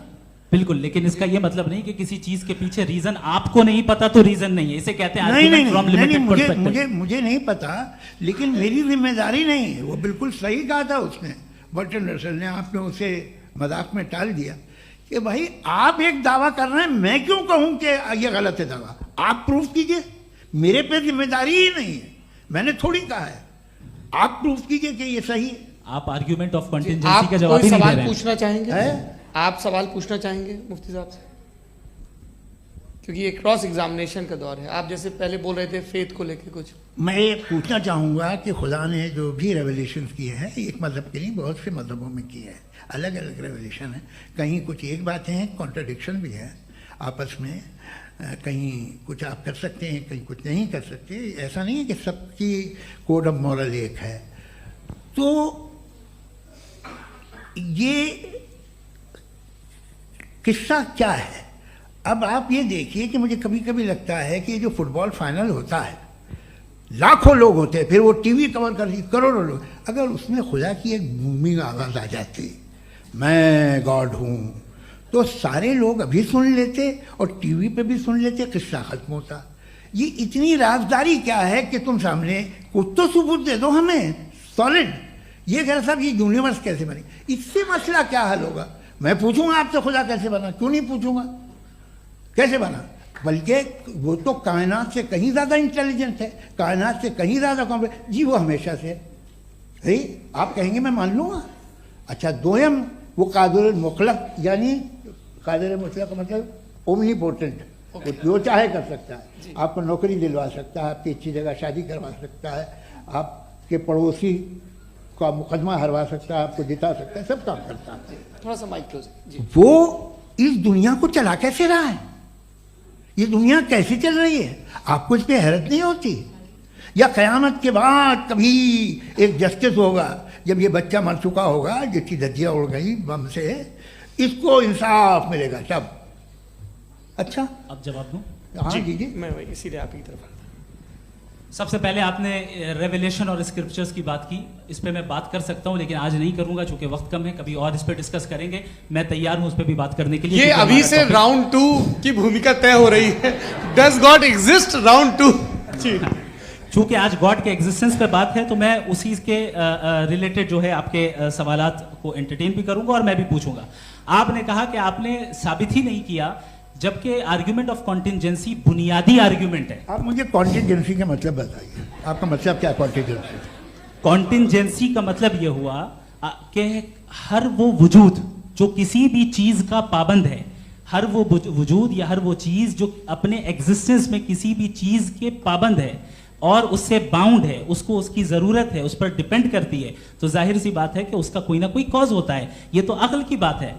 ये आप रीजनिंग की बात करते हैं, मैं वही कर रहा हूं। दूसरी चीज, आपने ये बात कही कि इतने बिलियन लाइट ईयर्स दूर है, उसका मेरा क्या लेना देना। फिर मेरे ख्याल से आपको ये नहीं कहना चाहिए I think therefore I am an atheist. आपको सोचना चाहिए, सिर्फ आप एक लिमिटेड दायरे में रहकर नहीं सोचें, बल्कि बाहर निकलकर सोचें। आपने तीसरा सवाल किया, आपने 2-3 सवाल एक साथ। ऐसी बातें ना कीजिए, कुछ को इतराज हो जाएगा आप पे कि आप कुछ भी सोचिए। ये इजाजत आपको है नहीं, मुझे है।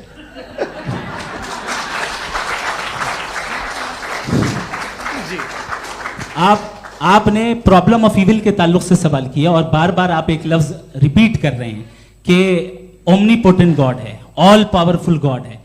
यही तो दरअसल समझना है कि गॉड का कॉन्सेप्ट क्या है। प्रॉब्लम ऑफ इविल जो है, प्रॉब्लम ऑफ इविल दर हकीकत दो असम्पशंस पर कायम है। अगर आप इन दो असम्पशंस को समझ जाएं तो ये प्रॉब्लम नहीं रहेगी, आर्ग्यूमेंट आपको समझ में आ जाएगी कि ये कोलैप्स कर जाता है। पॉइंट नंबर 1, यानी जो आपका सबसे पहला फॉल्स असम्पशन है कि गॉड मर्सीफुल है, ओमनीपोटेंट है, दुनिया में जुल्म हो रहा है। लेकिन आपको यह समझना चाहिए कि हमारे वर्ल्ड व्यू के मुताबिक गॉड सिर्फ ओमनीपोटेंट और सिर्फ मर्सीफुल नहीं है, बल्कि वो ऑल वाइज भी है और वो ऑल नोइंग भी है। उसके हर काम के पीछे हिकमत और विजडम है। ये कोई जरूरी नहीं है कि वो हिकमत और विजडम आपको समझ में आए या मुझे समझ में आए। अगर आप जो समझ रहे हैं उसके मुताबिक आप फैसला कर रहे हैं, ये लिमिटेड पर्सपेक्टिव से आर्ग्यूमेंट है। और इस चीज को हम अपनी दुनिया में, अपने लाइफ में, डेली लाइफ में इस प्रिंसिपल को एक्सेप्ट करते हैं। हम जब किसी डॉक्टर के पास जाते हैं, डॉक्टर के पास जाकर वो अगर उसने हमें कोई दवाई दी है तो हम ये तो नहीं कहते कि जब तक आपके पास जितना नॉलेज और जितना विजडम नहीं है, आपने क्यों ये दवाई दी है, तब तक हम इस चीज को एक्सेप्ट नहीं करेंगे। नहीं कहते, हम उसकी अथॉरिटी को तस्लीम करते हैं। क्यों? क्योंकि उसकी हम जानते हैं कि वो नॉलेजेबल है, वो विजडम वाला है, हमसे ज्यादा नॉलेज और हमसे ज्यादा विजडम है। बताएं सर। नहीं, डॉक्टर में और खुदा में बड़ा डिफरेंस है। डॉक्टर पढ़ा लिखा होता है, एक तो मैं उसकी बात सुनूंगा। दोयम ये नहीं, कुछ जवाब तो ये भी नहीं है सर। प्लीज, अगर सब ऑडियंस से बोलने लगेंगे तो फिर मतलब नहीं सिविलाइज्ड बहस का। मतलब आप ये कहें कि चूंकि आप डॉक्टर पे बिलीव करते हैं इसलिए खुदा पे बिलीव किए, क्या ये मिसाल आपको समझाने के लिए आर्गुमेंट है, इस पे आपको एतराज नहीं है। तो सिंपल बात ये है कि मैं अगर ये यकीन कर लूँ कि एक ओमनीपोटेंट, उसकी मसलहत है, ये जो बच्चे मर रहे हैं ये मसलहत है उसकी, मुझे नहीं चाहिए इसकी मसलहत। उसकी मसलहत नहीं, यही तो समझना है, मतलब एक्सपीरियंस। अच्छा, इस आपने अभी मेरी बात पूरी सुनी नहीं। मैंने कहा आपका पूरा आर्ग्यूमेंट दो फॉल्स असम्पशंस पर है। एक फॉल्स असम्पशन मैंने बता दिया, दूसरा फॉल्स असम्पशन ये है कि इस दुनिया में इविल के होने का कोई गुड रीजन नहीं है, जबकि हमारे पास बाज रीजंस मौजूद हैं, हमारे पास बाज वजूहात मौजूद हैं। अगर इस दुनिया में इविल ना हो तो आप गुड को डिफाइन कैसे करेंगे? अगर जुल्म ना हो आप इंसाफ को समझेंगे कैसे? अगर तारीकी ना हो तो आप लाइट को समझेंगे कैसे? बहुत अच्छे। अभी और सुन लें, अभी और बाकी है। ये तो बात बहुत पसंद आई साहब मुझे, कि जब तक रेप ना हो तब तक औरतों की इज्जत का ख्याल आपने मेरा जवाब पूरा सुना ही नहीं। जब तक के बच्चों का कत्ल ना किया जाए तब तक आपको बच्चों की मासूमियत की इज्जत। आपने पूरा जवाब सुना ही नहीं। क्या बात है, क्या आपने नुक्ता निकाला? आपने पूरा जवाब सुना ही नहीं। आप सुन लें, मेरी बात सुन लें। ये मैंने आपको एक चीज बताई। दूसरी चीज, इस दुनिया में हम आए हैं टेस्ट के लिए, हमारा टेस्ट हो रहा है और हर इंसान का अलग अलग अंदाज में टेस्ट होता है। और इस दुनिया में अगर इविल मौजूद है तो वो इविल जरिया है हमारे अंदर ह्यूमन नोबल क्वालिटीज को डेवलप करने का और अलग अलग फील्ड में प्रोग्रेस करने का। और अगर हमारे अंदर और इस दुनिया में इविल नहीं होता तो बताइए टेस्ट का मतलब क्या होता? अगर मैं अपने स्टूडेंट को एमसीक्यूज दूं और उसमें सिर्फ राइट आंसर लिख कर दे दूं और कहूं तुम्हारा टेस्ट हो गया, ये मीनिंगलेस है। इस दुनिया में अगर हम टेस्ट के लिए आए हैं तो जाहिर है गुड एंड इविल दोनों मौजूद है। तो अगर गुड एंड इविल दोनों मौजूद है तो ये इविल भी खुदा का बनाया हुआ है? जी हाँ, खुदा का बनाया हुआ है। लेकिन अच्छा, चलो अच्छी बात। जी बिल्कुल, तो बिल्कुल खुदा ने बनाया। अभी तो ये है कि जो मेजॉरिटी है दुनिया में वो इविल है, तो ये खुदा एक्चुअली इविल के साइड पे लग रहा है मुझे। बिल्कुल भी नहीं, मैं बता मेजॉरिटी में तो वो है। क्या बात कर रहे हैं भाई आप? कोई भी जो मुंसिफ होगा, चाहे आपका अपना घर हो जिसके आप सबसे बड़े हैं, चाहे आपकी ऑर्गेनाइजेशन हो जो आप चलाते हैं, वहां पर आप इविल रखेंगे साबित करने को कि बाकी लोग शरीफ हैं? मेरी बात सुनिए, क्या ये आर्ग्यूमेंट ही गलत है? अगर कि जब तक के कोई इविल नहीं होगा तब तक के शरीफ आदमी शरीफ नहीं लगेगा। अगर एग्जामिनर गलत ऑप्शन दे रहा है तो एग्जामिनर इविल नहीं हो गया, जो गलत ऑप्शन को सेलेक्ट कर रहा है वो फेल होगा। क्रिएटर ने इविल को बनाया है लेकिन वो इविल नहीं है। अच्छा सुनिए मेरी बात, let me complete sir. Creator ने इविल को बनाया है टेस्ट के लिए, वो इविल नहीं है। इविल वो होगा जो उसे इख्तियार करेगा। छुरी को बनाने वाला गलत नहीं होता है, छुरी का गलत इस्तेमाल करने वाला गलत होता है। रेप को कैसे गलत इस्तेमाल करते हैं? रेप इंसान के फ्री विल का नतीजा है। ये रेप कैसे गलत इस्तेमाल होता है? ये अब सुन ले, अब सुन ले। गलत इस्तेमाल होता है। हाँ मैं बता रहा हूँ ना, कैसे गलत? मैं बता रहा हूँ कि जो इविल इस दुनिया में मौजूद है उसके कई सारे तरीके हैं। एक तरीका इंसान का अपना फ्री विल है। अब अगर कोई रेपिस्ट रेप कर रहा है तो इसका गॉड का कसूर नहीं है, वो अपने फ्री विल का गलत इस्तेमाल कर रहा है, उसको सजा मिलनी चाहिए। अच्छा, और उसी के लिए जहन्नम बनाई गई है। ये फ्री विल का भी बड़ा चक्कर। आप जब कोई बुरा काम करते हैं या कोई बुराई होती है तो ये कहा जाता है कि ये फ्री विल है। 7 billion free wills are moving on this planet. 7 billion free will. और एक आदमी अपनी फ्री विल से मुझे कत्ल कर दे तो मैं खुदा की मर्जी से मरा हूं कि इसकी फ्री विल की वजह से? मेरी मौत खुदा के हाथ है या ये फ्री विल वाले के हाथ है? खुदा ने फ्री विल का निजाम बनाया है और उस निजाम का गलत इस्तेमाल करके कोई आपको मार रहा है, इस्तेमाल करके मेरा कत्ल कर देता है। अब मेरी मौत का जिम्मेदार कौन है? वो इंसान जिम्मेदार है। वो इंसान। जी। तो ये कहना कि और उसको सजा मिलेगी। तो अब आप आगे चलिए कि ये तय करना कि अल्लाह ही या अल्लाह ने खुदा ही जिंदगी देता है, खुदा ही मौत देता है, ये गलत है। बिल्कुल गलत नहीं है। हाँ, नहीं, निजाम उसी ने बनाया फ्री विल का। निजाम मौत और हयात का उसी ने बनाया। You are contradicting yourself. अभी आपने कहा कि एक आदमी ने फ्री विल से आपको मार दिया, इसमें उसे फ्री विल दी गई थी, उसने गलत इस्तेमाल किया। 7 billion free wills are moving on this planet और आप चाह रहे हैं कि मैं सिर्फ खुदा का ध्यान करूं। ये 7 बिलियन फ्री विल्स को मुझे लुक आफ्टर करना पड़ेगा कि नहीं? ये तो तबाहियां कर रही हैं और तबाहियां ज़्यादा हो रही हैं। बिल्कुल। तो अगर आप बताएं अगर खुदा नहीं है फॉर एग्जाम्पल, तो आप इविल को कैसे डिसाइड करेंगे? यानी how can you define evil objectively without God? देखिए, दुनिया में 2 तरह के जानवर हैं। एक जो अकेले रहते हैं जंगल में और एक जो ग्रुप्स में रहते हैं। ग्रुप में जो भी रहेगा, चाहे वो आपका फाउंडेशन हो, चाहे कोई क्लब हो, चाहे कोई पॉलिटिकल पार्टी हो, चाहे कोई यूनिट हो, उसमें आपको इंटरैक्ट करने के रूल बनाने पड़ेंगे। यानी लोग तय करेंगे। लोग तय करेंगे। अगर लोगों ने यह तय किया कि किसी का रेप करना सही है, आप जस्टिफाई करेंगे? नहीं, आपका फाउंडेशन तो ये हो गया ना कि लोग ही विल डिसाइड करेंगे। नहीं। अरे दुनिया में ऐसे ग्रुप्स हैं जो रेप को जायज़ मानते हैं सर्टेन हालात में। मैं डिटेल में नहीं जानूंगा, आप भी जानते हैं। ये जो आईसिस वाले थे जिन्होंने क्या किया था, तो उन्होंने क्या किया उसका खुदा से कोई ताल्लुक नहीं है सर। मैंने सिंपल सवाल किया कि इविल को आप डिफाइन करते कैसे हैं? आगे वापस आइए जी।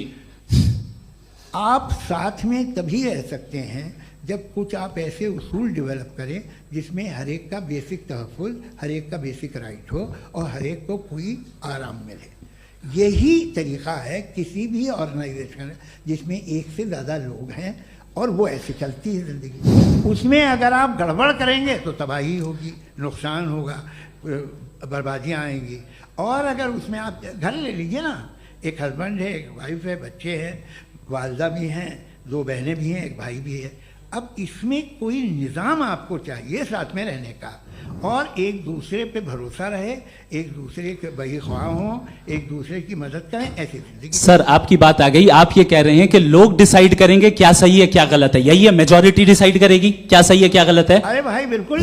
मेजॉरिटी अगर ये कहे कि नाजी जर्मनी के साथ जिस तरह मेजॉरिटी थी कि जेनोसाइड करना सही, आप जस्टिफाई करेंगे?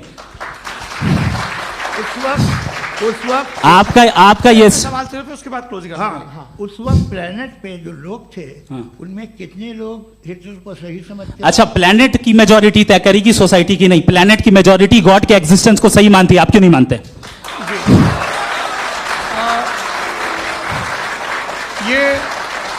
हेलो ये क्रॉस क्वेश्चन का राउंड यहाँ पर समाप्त होता है। और ये बड़ा अच्छा है कि इस तरह से फ्रेगमेंट कर दिया गया है ताकि जो मरकरी ऊपर जा रहा है नीचे जवाब दे दूं। जी। प्लेनेट की ज़्यादातर मेजॉरिटी कुछ दूसरे मजहबों के खुदा को मानती है। आप उन्हें क्यों नहीं? आप तो मेजॉरिटी की बात कर रहे हैं। अच्छा, ये क्लोजिंग आप ये कह रहे हैं इविल और गुड को डिसाइड मेजॉरिटी करेगी। मेजॉरिटी जो कर दे वो सही हो जाएगा। क्लोजिंग इसको जैसा आप ही लोगों ने तय किया है उसी फॉर्मेट को फॉलो कर लेते हैं। हाँ भाई, मैंने तो भले लोगों पे एतबार किया और तब मॉडरेशन तय किया। जी, आपके पास 5 मिनट का वक्त है, क्लोजिंग आर्ग्यूमेंट है, उसके बाद हम ऑडियंस से क्वेश्चन आंसर लेंगे जावेद साहब के क्लोजिंग आर्ग्यूमेंट के बाद। ओके, बहुत शुक्रिया जी।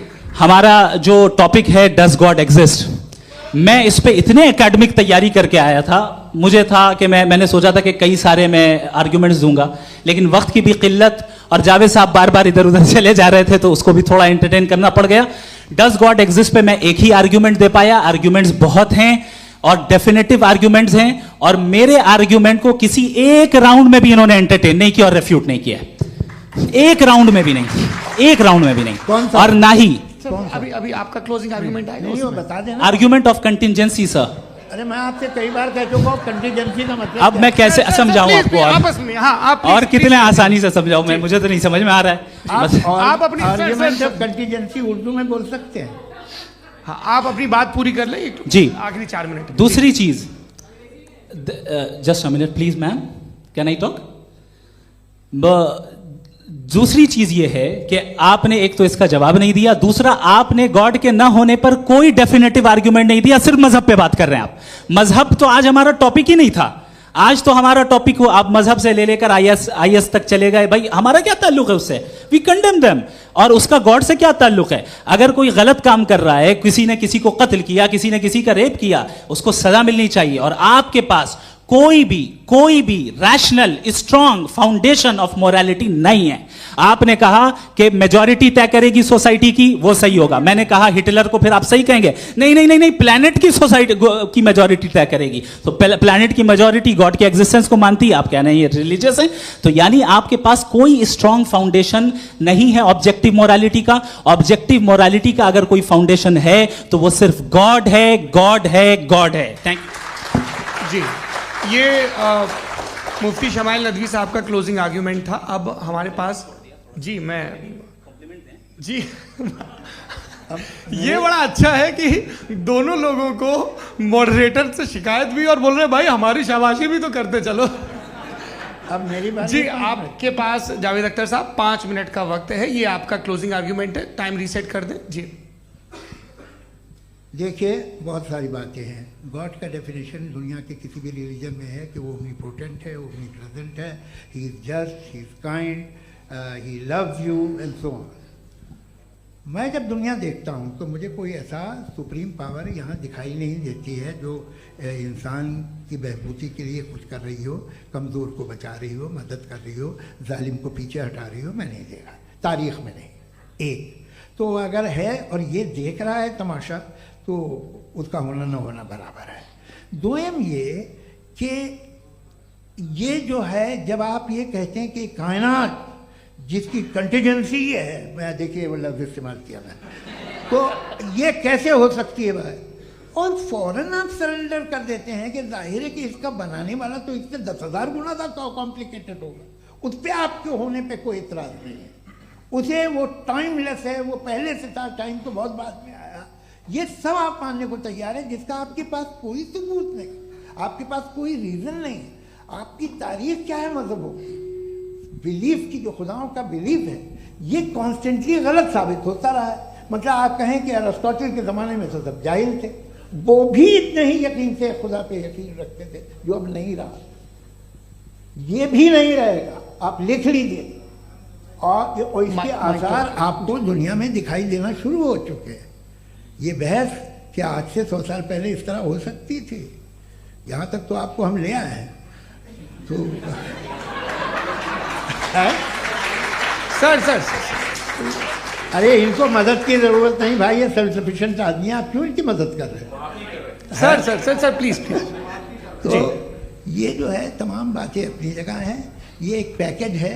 आप अकेले, कोई आदमी ऐसा नहीं जो सिर्फ गॉड को मानता हो, उसके साथ बहुत पैराफर्नेलिया आता है, अलग अलग पैराफर्नेलियाज आते हैं।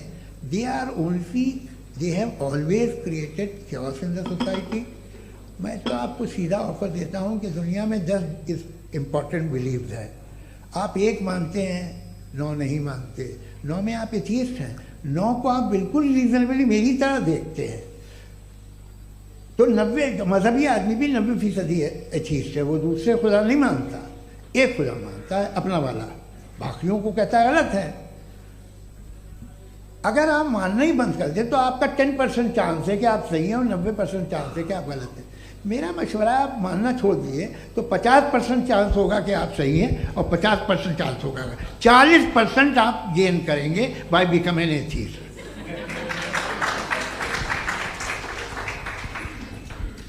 ये एक फरसूदा ख्याल है, ये ख़त्म हो रहा है। हो सकता है मेरी ज़िंदगी में ना हो, लेकिन ये हो जाएगा।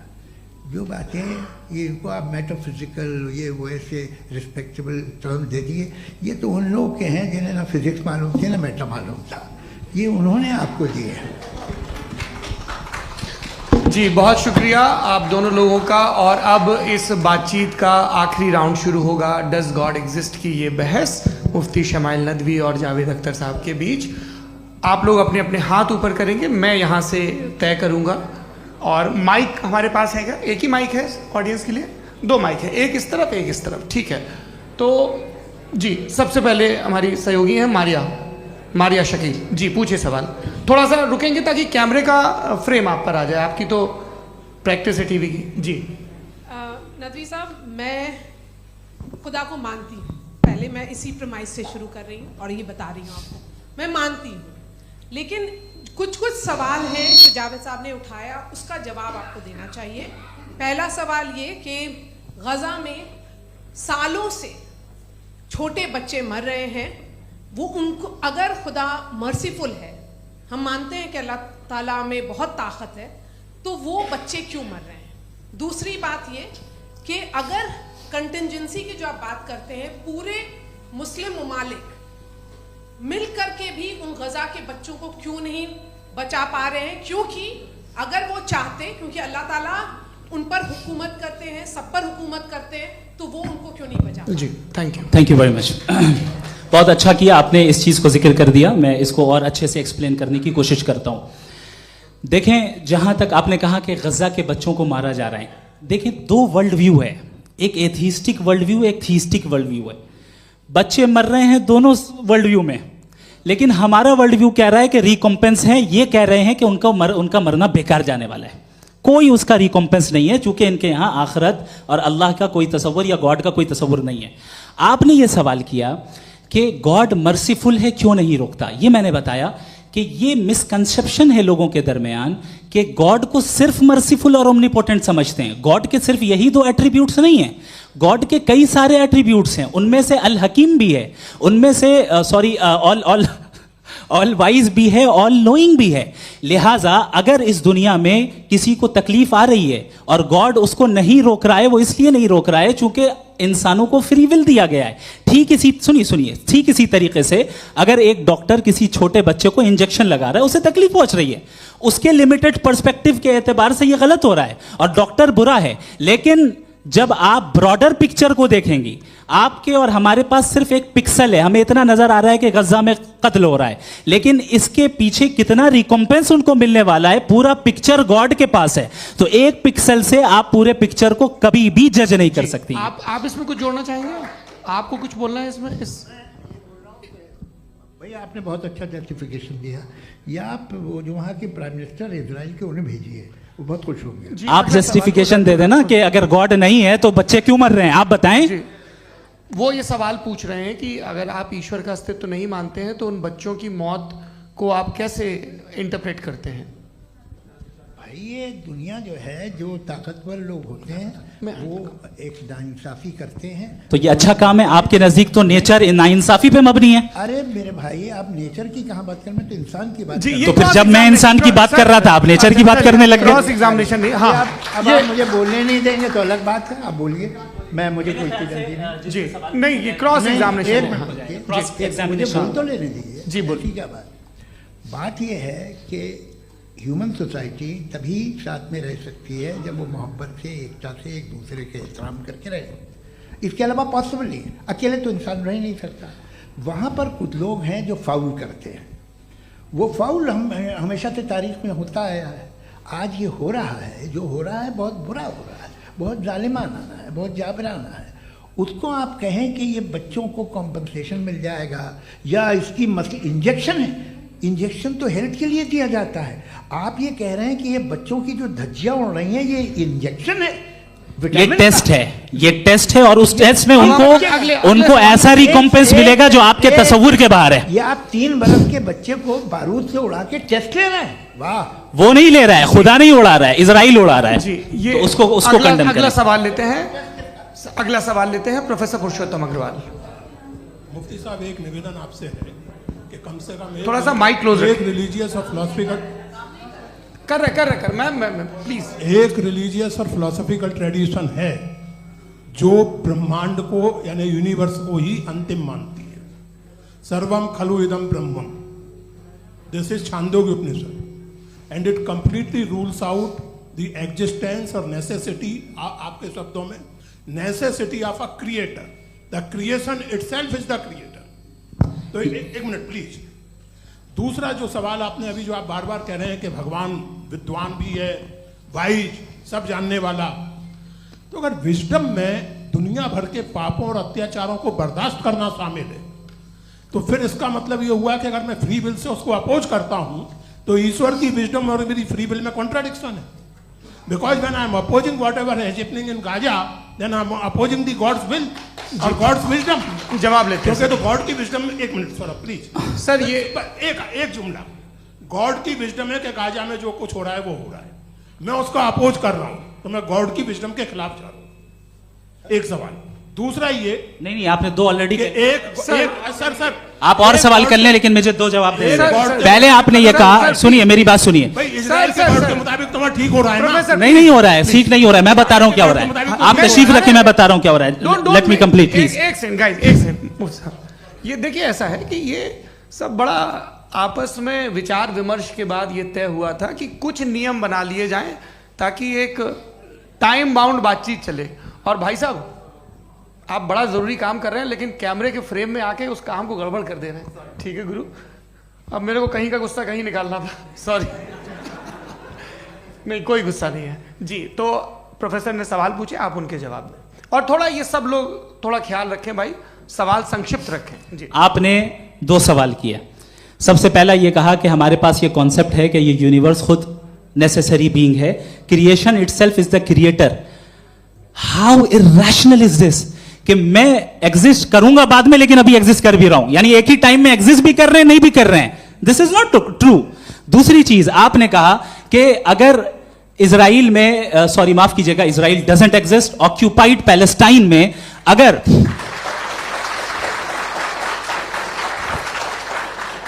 ऑक्यूपाइड पैलेस्टाइन में बच्चों को मारा जा रहा है फ्री विल की वजह से और गॉड नहीं रोक रहा, ये कॉन्ट्रडिक्शन है। ये बताइए कि एक एग्जाम में एक बच्चा गलत आंसर लिख रहा है, सुनिए, एग्जामिनर चाहे तो रोक सकता है, क्यों नहीं रोक रहा है? ये कॉन्ट्रडिक्शन है, ये कॉन्ट्रडिक्शन नहीं है। माइक नहीं सर, ये आपस में जी, ये क्या आपका सवाल? माइक दीजिए। फ्री विल दिया गया है टेस्ट के लिए, अकाउंटेबिलिटी के लिए। अगर फ्री विल नहीं होता तो आप कहते हैं हमें रोबोट बना दिया गया। नॉट मिसरिप्रेजेंट माय पोजीशन, आपकी जो भी पोजीशन, मैं अपनी फ्री विल के नाते, अपने ह्यूमन विजडम के नाते गाजा में हो रही अत्याचार का विरोध करता हूं। बिल्कुल करना चाहिए। आपके हिसाब से मैं गॉड की विजडम का विरोध कर रहा हूं? बिल्कुल नहीं, जो हो रहा है गॉड, बिल्कुल भी नहीं, बिल्कुल भी नहीं। उसका वहां पर गाजा में कत्ल होना ये इंसानों के गलत इस्तेमाल का नतीजा है, फ्री विल के इस्तेमाल का नतीजा है। गॉड इसका हुक्म नहीं देता, उससे रोकता है। यही तो मसला है ना, आपके लिए कॉन्सेप्ट क्लियर नहीं नहीं भाई, आपने तो बताया था इंजेक्शन लगाने से बच्चे को तकलीफ होती है, ये इंजेक्शन लगा। सर आप ऐसे रेटोरिक स्टेटमेंट दे तब तो कोई मसला नहीं समझते रहेंगे। This is a rhetoric statement, this is not a logical argument sir. I am sorry. आखिरी 30 मिनट बड़े मुश्किल होने वाले हैं जी। मुफ्ती साहब आगे बैठे हैं, इनको माइक दीजिए। हाँ तरुण, माइक आप अपने पास रखिए, आपको कैमरे का फ्रेम पता है जी। सबसे पहले दोनों को मुबारकबाद। एक सर अपना आप नाम बता दें। आप अमेरिका में शिकागो में रहते हैं, इतना मुझे याद है। बताया आपको, यासिर नदीम अलवाजदी मेरा नाम है। जावेद सर आपसे एक क्वेश्चन है इन्फिनिट रिग्रेस के ताल्लुक से। एक हाइपोथेटिकल सिनेरियो है, मसलन अगर आप सर माइक थोड़ा सा प्लीज क्लोज रखिए जी। अगर आप शायर इसलिए हैं कि आपके कोई उस्ताद शायर थे, और वो इसलिए शायर थे कि उनके कोई उस्ताद शायर थे, और इसी तरीके से हम माजी में पीछे चलते चलते चले जाएं और कहीं ना रुके, तो माफ कीजिएगा आप कभी शायर नहीं हो सकते। लेकिन आप शायर हैं, आपका शायर एग्जिस्ट करता है, इसका मतलब ये है कि आप कहीं ना कहीं रुके हैं। तो मेरा सवाल ये है कि क्या आप इन्फिनिट रिग्रेस ऑफ कॉजेस को लॉजिकल फैलेसी मानते हैं या नहीं मानते? हाँ या ना? मैं इन्हें लॉजिकल फैलेसी नहीं मानता हूँ, लेकिन मेरा प्रॉब्लम यह है कि जब मैं नहीं मानता हूँ तो I will continue with this logic जो फैलेसी नहीं हो। आप एक जगह रुक जाते हैं जाके, आप कहते हैं ये गेंद कैसे बनी, ये जजीरा कैसे बना, ये समंदर कैसे बना, ये ज़मीन कैसे बनी, और अचानक गॉड पे जाके आपको ब्रेक लग जाता है। एक बार आप सवाल नहीं करते कि भाई इनको बनाने वाला तो इनसे भी कॉम्प्लिकेटेड होगा, वो कैसे बना, उसके बारे में आपने इत्मीनान कर लिया, वो हमेशा से है। तो अगर आप उसे हमेशा से मानते हैं तो फिर ये मान लीजिए कि कायनात हमेशा से है, क्या तकलीफ फिर हम वजूद में नहीं आते जी है? हम मौजूद नहीं। अच्छा सर क्यों नहीं हो मैं सकते? बताऊं प्लीज प्लीज। जैसे मैंने मिसाल दी आपके शेर, आपका शेर कभी वजूद में ना आता अगर शायर इसी तरह चलते रहते हमेशा। जी माइक मेरे ख्याल से एक सेकंड, इन्फिनिट रिग्रेस का कॉन्सेप्ट क्लियर नहीं हो पाया, ऐसे रहने दें, लेट्स मूव ऑन सर। ठीक है। हाँ, थोड़ा सा मॉडरेटर का भी ख्याल रखें। नहीं आपने तो रखा है, आपने रखा है। यहाँ पे गौहर रजा साहब हैं, वो भी एक सवाल पूछना चाहते हैं। माइक यार नीचे से ऑन कर दिए नीचे। पहले तो ये कह दूं कि मैं उन बच्चों से शर्मिंदा हूं जिनको गजा में कत्ल किया गया, क्योंकि हमारे होते हुए कत्ल किया गया। लेकिन उससे ज़्यादा शर्मिंदगी इस बात से हुई कि मुझे लगा कि मुफ्ती साहब उसको जस्टिफाई कर रहे हैं। बिल्कुल भी नहीं, आप बहुत ही गलत, मुझे लगा मैं गलत हो सकता हूं। बिल्कुल गलत मैं है। सवाल पूछ रहा हूं, सवाल मैं देखिए, सवाल अगर पूछ रहा हूं। एक मैं सेकंड, जावेद भाई गौर से साहब, एक डिसएग्री सेकंड, करता गौर साहब, हूं। एक सेकंड देखिए, अगर देखिए ऐसा एक सेकंड आप सर वेट अरे आप कुछ मेरे पहले मुझे अपनी बात क्या लेने दीजिए। अगर ऑडियंस तय करेगी तो फिर मॉडरेटर का मतलब नहीं। मेरा आप सबसे ये कहना है, ये बहस दो लोगों के बीच में है, एक तरफ मुफ्ती साहब, एक तरफ जावेद साहब। पिछले 1.5 घंटे से ये लोग अपने अपने तर्क रख रहे हैं। आपकी इनसे इत्तेफाकी हो सकती है, ना इत्तेफाकी हो सकती है। मेरे उस्ताद मुझे सिखा गए हैं कि मुखामुखम में असहमति की गुंजाइश बची रहनी चाहिए। अगर मैं आपकी बहुत इज्जत करता हूं गौहर साहब, आपने जो कमाल की किताबें लिखी, साइंटिफिक टेम्परामेंट, लेकिन मेरी ये गुजारिश है आप सबसे कि यदि आप इन लोगों ने जो बोला उन पर टिप्पणियां करेंगे तो ना वक्त की पाबंदी रहेगी, ना वो अनुशासन। आप सवाल पूछ लें, उस सवाल में जो बात आ जाए वो आ जाए। मैं जावेद साहब से डिसएग्री करता हूं, इसलिए जावेद साहब से सवाल पूछ रहा हूं। आपका सवाल जावेद अख्तर साहब से। और सवाल ये है मेरा कि जावेद साहब ने कई बार लॉजिक का इस्तेमाल किया कि साइंस में लॉजिक है और रिलीजन में लॉजिक नहीं है। मेरा ख्याल ये है कि रिलीजन में भी लॉजिक है, लेकिन उस लॉजिक की बेसिस ये है कि आप रुक जाते हैं, जिसका जिक्र जावेद साहब ने बार बार किया, यानी खुदा के तसव्वुर पे आते हुए, गॉड के तसव्वुर पे आते हुए रुक जाते हैं। और इसमें सवाल पूछना मतलब फॉरबिडन होता है। सवाल यह है कि क्या जावेद साहब इससे एग्री करते हैं कि साइंस की लॉजिक अलग है और रिलीजन की लॉजिक अलग है? बताइए सर। देखिए, 3 चीज़ें हैं। साइंस है, एक है मंतिक है, इस्तिदलाल है, और एक जो है कुछ भी नहीं है, फेथ है, अकीदा है। मैं अकीदे की लॉजिक का कायल नहीं हूँ। मुझे आप इस्तिदलाल से, लॉजिक से, रीज़न से समझाइए, मैं मानने को तैयार हूँ, मेरा क्या नुकसान होगा। लेकिन ये कि अकीदे पे मैं नहीं जा सकता हूँ। अकीदे का मतलब है कि तुम ये मान लो, सवाल ना करो, ये नहीं।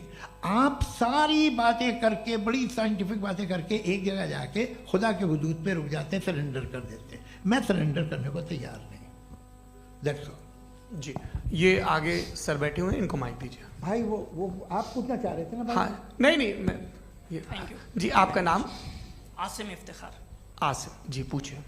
सर, जावेद सर से सवाल है कि आपने अपने माइक थोड़ा करीब रखिए। अपने क्लोजिंग स्टेटमेंट में ये बात कही थी कि मज़हब का जो फ्यूचर है वो ज़्यादा दिन नहीं जाने वाला है। लेकिन मैं देख पा रहा हूँ कि जो ऑक्सफोर्ड यूनिवर्सिटी की एक स्टडी है 2011 में हुई है, जिसके 50 एकेडमिशियंस ने इसको अंजाम दिया था, उसमें वो ये कहते हैं कि जो फेथ इन गॉड है वो इनबिल्ट है ह्यूमन नेचर के अंदर, जिसको हम कहते हैं फितरत के अंदर शामिल है वो।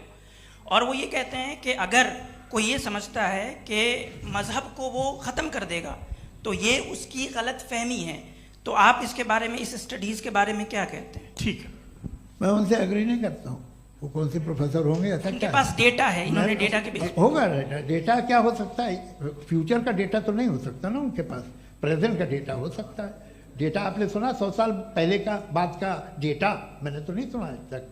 तो आज उनकी ये राय है और होगी राय। ठीक है, दुनिया में तरह तरह की राय है लोग, लेकिन मैं समझता हूँ कि वक्त के साथ इंसान ज़्यादा से ज़्यादा रीजनेबल और लॉजिकल होता जा रहा है।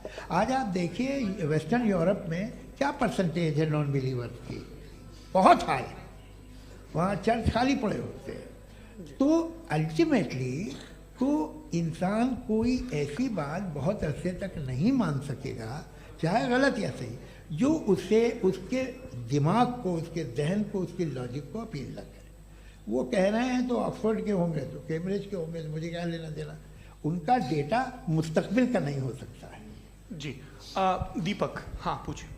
मैं आऊँगा, अभी पीछे की साइड भी आऊँगा, माइक वहीं भेजूंगा 2-3 साल के लिए। जी जावेद साहब, आपसे सवाल है। नमस्ते। अरे भाई सर, अगर आप ही लोग को तय करना है तो फिर 200 लोग तय कर लें। ये एक साथ नहीं sir, please don't do this sir. Everybody has a right sir, but we can only take selected questions. No sir, अरे ये यंग लोग भी हैं तो इनकी ये अब उतने यंग, भाई आप यंग हैं कि नहीं है? वो कह रहे हैं वो भी यंग हैं साहब, आप उनकी नौजवानी पर दावा उनको ही करने थे। हाँ मुफ्ती साहब आप यंग, हाँ पूछे। अरे भैया सर मेरा सवाल ये है, कुछ इनसे भी तो पूछो। जी नहीं, बस आपसे एक सवाल है। जैसे थीस्टों के पास अपने जो ईश्वर को मानते हैं उनके पास अपने सोशल गेट टुगेदर्स हैं, 5 रोज आज क्रिसमस आने वाला है, होली है, दिवाली है, ईद है।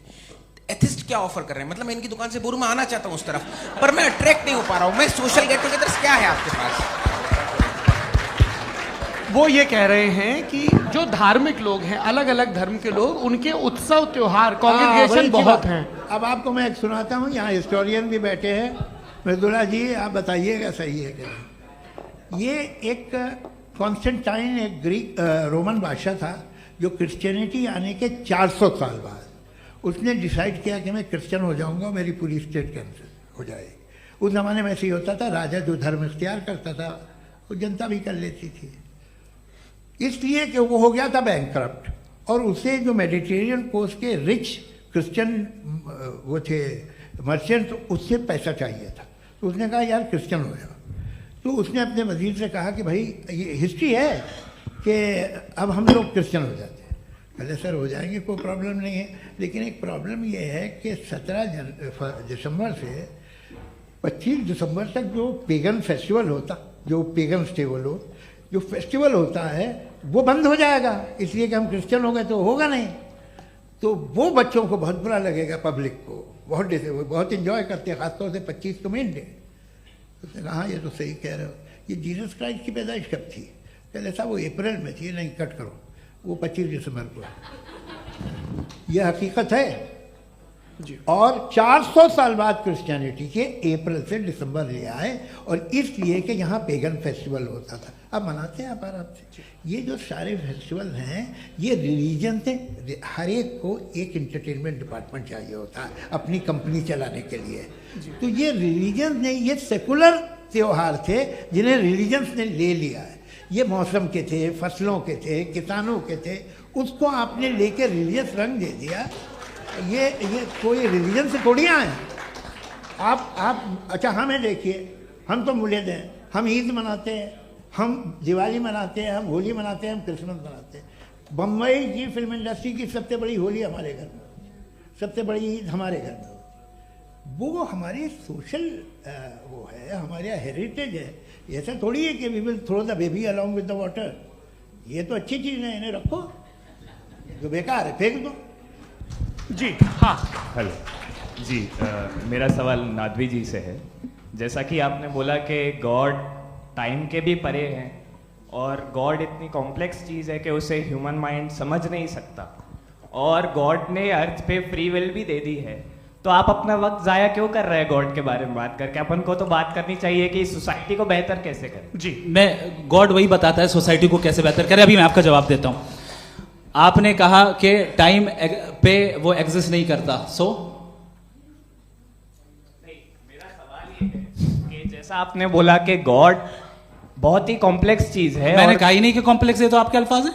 कॉम्प्लेक्स का लफ्ज गॉड के लिए सुइटेबल नहीं है। क्यों? क्योंकि कॉम्प्लेक्स वो चीजें होती हैं जो ऑब्जेक्ट हो। God is not an object जिसको आप इंस्ट्रूमेंट के जरिए लेबोरेटरी में जाके टेस्ट करें, oh it's very complex. No, वो कोई कार का इंजन नहीं है।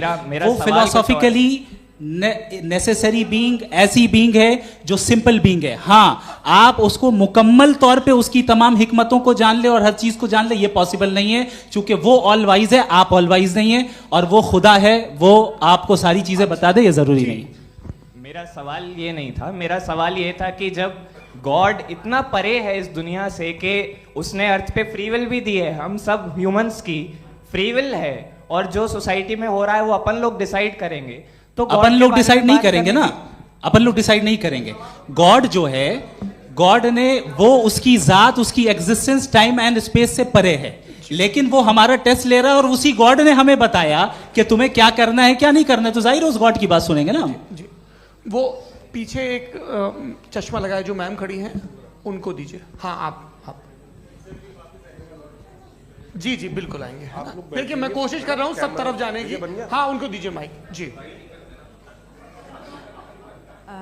हेलो सर, मैं ओमनी प्रेजेंट नहीं हूँ, टाइम पाबंद हूँ और जहां तक कोशिश कर सकता हूँ करूंगा। जी, अपना नाम बताइए। मेरा नाम उर्सुला है, मैं दिल्ली यूनिवर्सिटी की एक स्टूडेंट हूँ और मैं स्टूडेंट फेडरेशन ऑफ इंडिया से हूँ।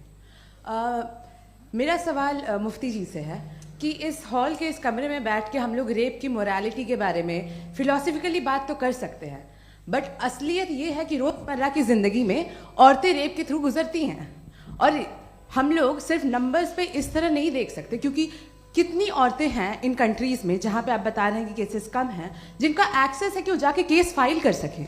कितनी औरतें हैं जो जिनको काम करने की आज़ादी है उन कंट्रीज में। यूरोप में ये आज़ादी आ गई, यूरोप में ये रूल्स आ गए, तो हम आज उसके बारे में बात कर पा रहे हैं। जी, जवाब।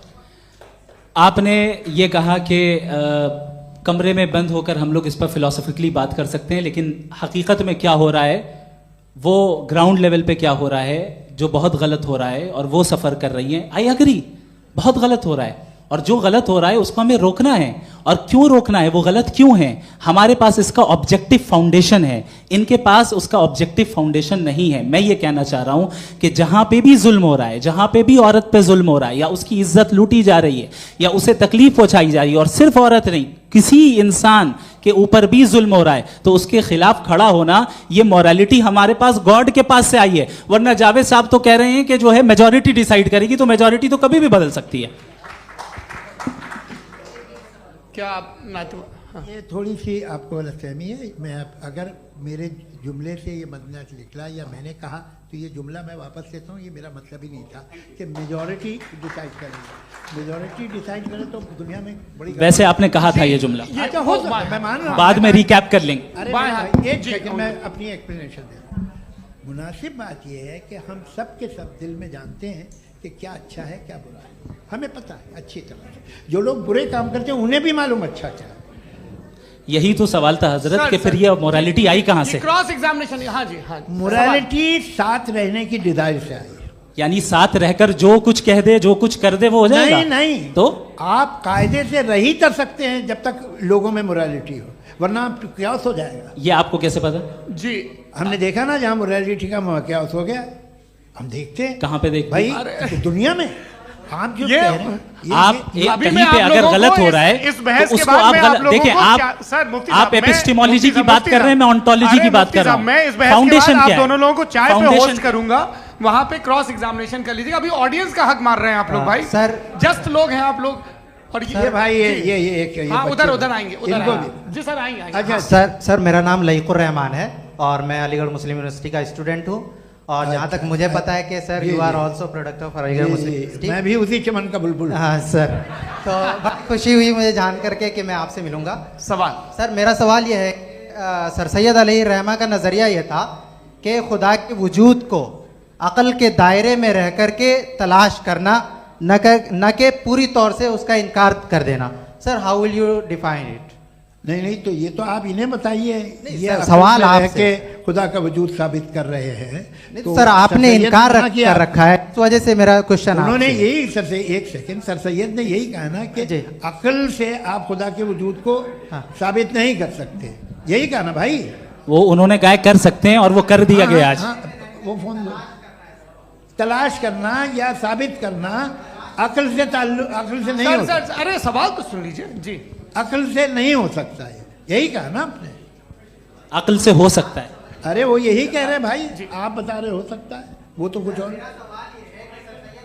आप अगर सर देखो नौजवान फोन ले लो, वो इतनी कमाल की यूनिवर्सिटी है। अरे भाई दे दो उन्हें जरा, एक मिनट दे दो भाई, मेरी बात सुनो, माइक पे बोलो ताकि जो लाखों लोग देख रहे हैं। माइक दे दो ना। अरे देंगे ना माइक, तुम ठहरो तो। हाँ सर, मेरा सवाल ये था कि सर सैयद अलैहि रहमा का एक नज़रिया था अपना कि खुदा का जो वजूद है उसको अकल के दायरे में रह करके तलाश करना है, न कि पूरे तौर से इनकार कर देना है। ये उनका कॉन्सेप्ट था। लेकिन मेरा सवाल ये है कि आप इसको कैसे डिफाइन करते हैं, एक्सप्लेन कैसे करेंगे, मैं आपसे जानना चाहता हूँ, क्योंकि you are the product of Aligarh Muslim University. मुझे अकल के दायरे में रख के मैंने बहुत तलाश की, मुझे मिला नहीं। हाँ ये इधर वो चश्मा लगाए जो, हाँ उनको दे दीजिए। जी जी फटाफट पूछिए, बस 5 मिनट है, 5 मिनट में खत्म हो रहा है। हाँ अस्सलाम वालेकुम मुफ्ती साहब, एंड मेरा सवाल जावेद अख्तर साहब से। क्या नाम है आपका? अरे भैया सब मुझे पूछ रहे हो। फैज पूछिए फैज साहब। तो मेरा सवाल ये है कि अभी जो एथियस्ट है वो problem of evil argument use कर रहे हैं अगेंस्ट मुस्लिम्स, राइट? कि इस दुनिया में इतना सारा इविल है और अगेंस्ट मुस्लिम तो यहाँ अगेंस्ट थियस्ट। हाँ थोड़ा सा करेक्ट कर लीजिए भाई, पूरी मशक्कत ही इसी बात की थी कि किसी एक मजहब पे बात ना टिके। जी, तो बेसिकली ये आर्गुमेंट ऐसा है कि इस दुनिया में इतना ज़्यादा ईवल एग्जिस्ट करता है और अगर एक ऑल गुड गॉड है तो वो रोकता क्यों नहीं है? लेकिन इस सवाल में एक हिडन अजम्पशन ये है कि इस दुनिया में ईवल एग्जिस्ट करता है। अब एथियस्ट ये कैसे ऑन्टोलॉजिकली प्रूव कर सकते हैं कि इस दुनिया में ईवल एग्जिस्ट करता है? मैं आपको बताता हूँ, थोड़ा सा समझा। नहीं सर, हम लोग इनको सुनिए। नहीं please don't do that. I want to explain ontologically. नहीं हम समझ गए सर, इनको अब जवाब देने दीजिए। अच्छा सवाल पूछ लो। मैं अभी तक क्या था वो मैं थोड़ा सा ऐड ऑन कर लेता हूँ। तुम गुरु, तो हम जब इसका राउंड 13 करेंगे ना तब तुमको स्टेज पे बिठाएंगे। जी तो हाँ जल्दी से। तो देखिए एथियज्म के हिसाब से सब कुछ रैंडमली बन गया है, सब कुछ एटम्स और मॉलिक्यूल्स है। एक पत्थर में और मुझ में सिर्फ इतना फर्क है कि हम लोग एटम्स और मॉलिक्यूल्स का अलग अलग रीअरेंजमेंट है। अब एक पत्थर को कोई इंसान तलवार से 2 टुकड़ों में काटते या मुझे, according to atheism it is same, there is no evil and good according to atheism. जी अच्छा, फैज साहब का सवाल ये है कि हाँ कोशिश भी करते तो इससे गलत सवाल नहीं कर पाते। एक लाइफ फॉर्म है और लाइफ फॉर्म में फीलिंग्स हैं, मतलब लाइफ फॉर्म सुनता है, देखता है, टेस्ट कर सकता है, फील कर सकता है।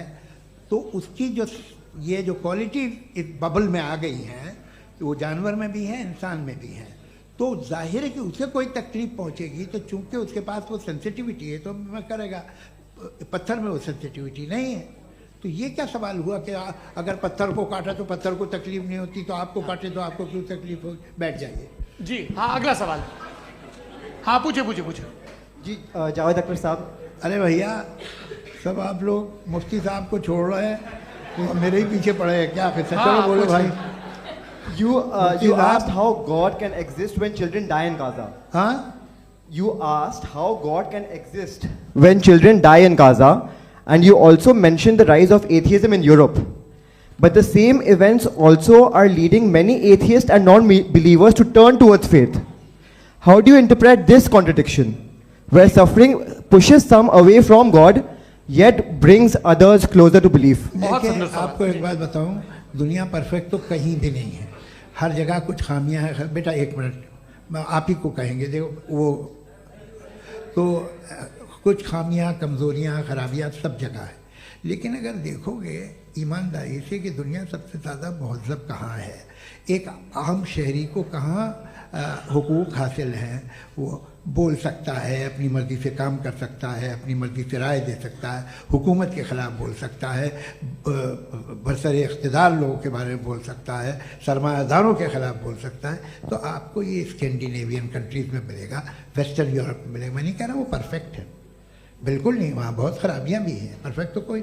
लेकिन जिन जिन मुल्कों में, लैटिन अमेरिका देखो, गल्फ़ देखो, वहाँ पर आपको ये ज़रूर है कि रेप नहीं होते होंगे।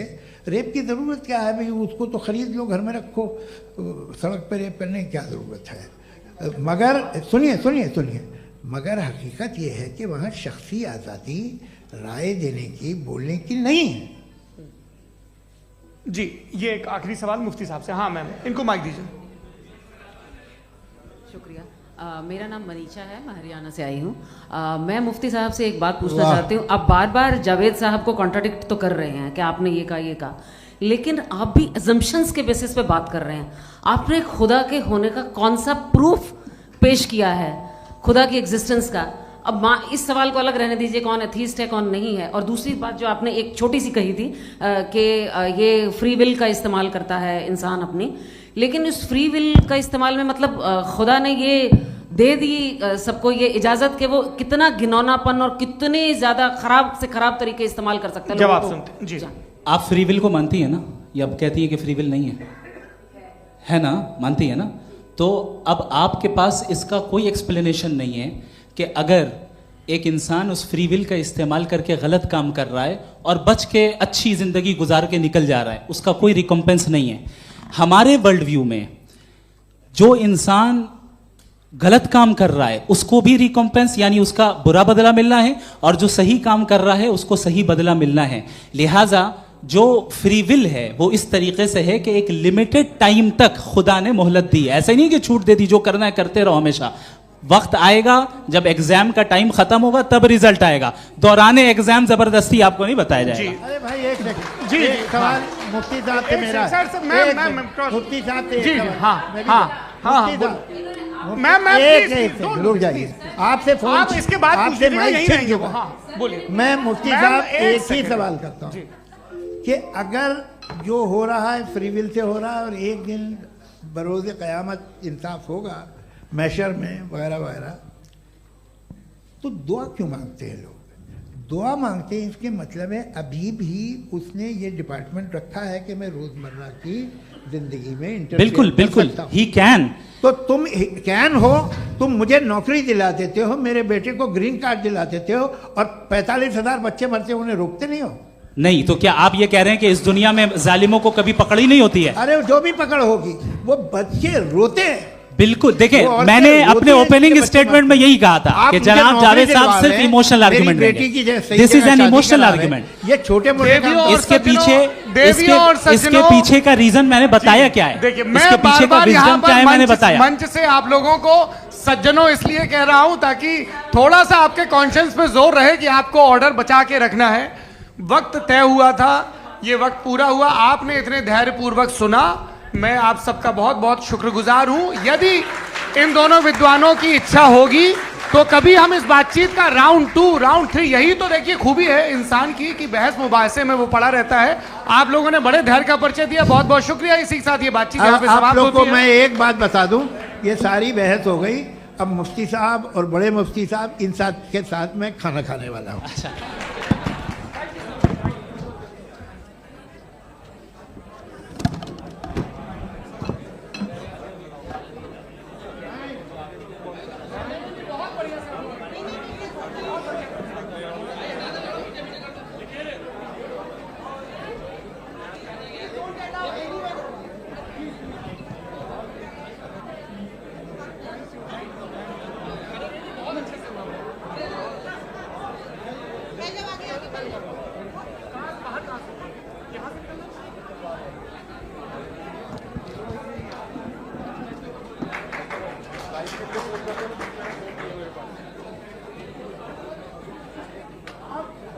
Thank you.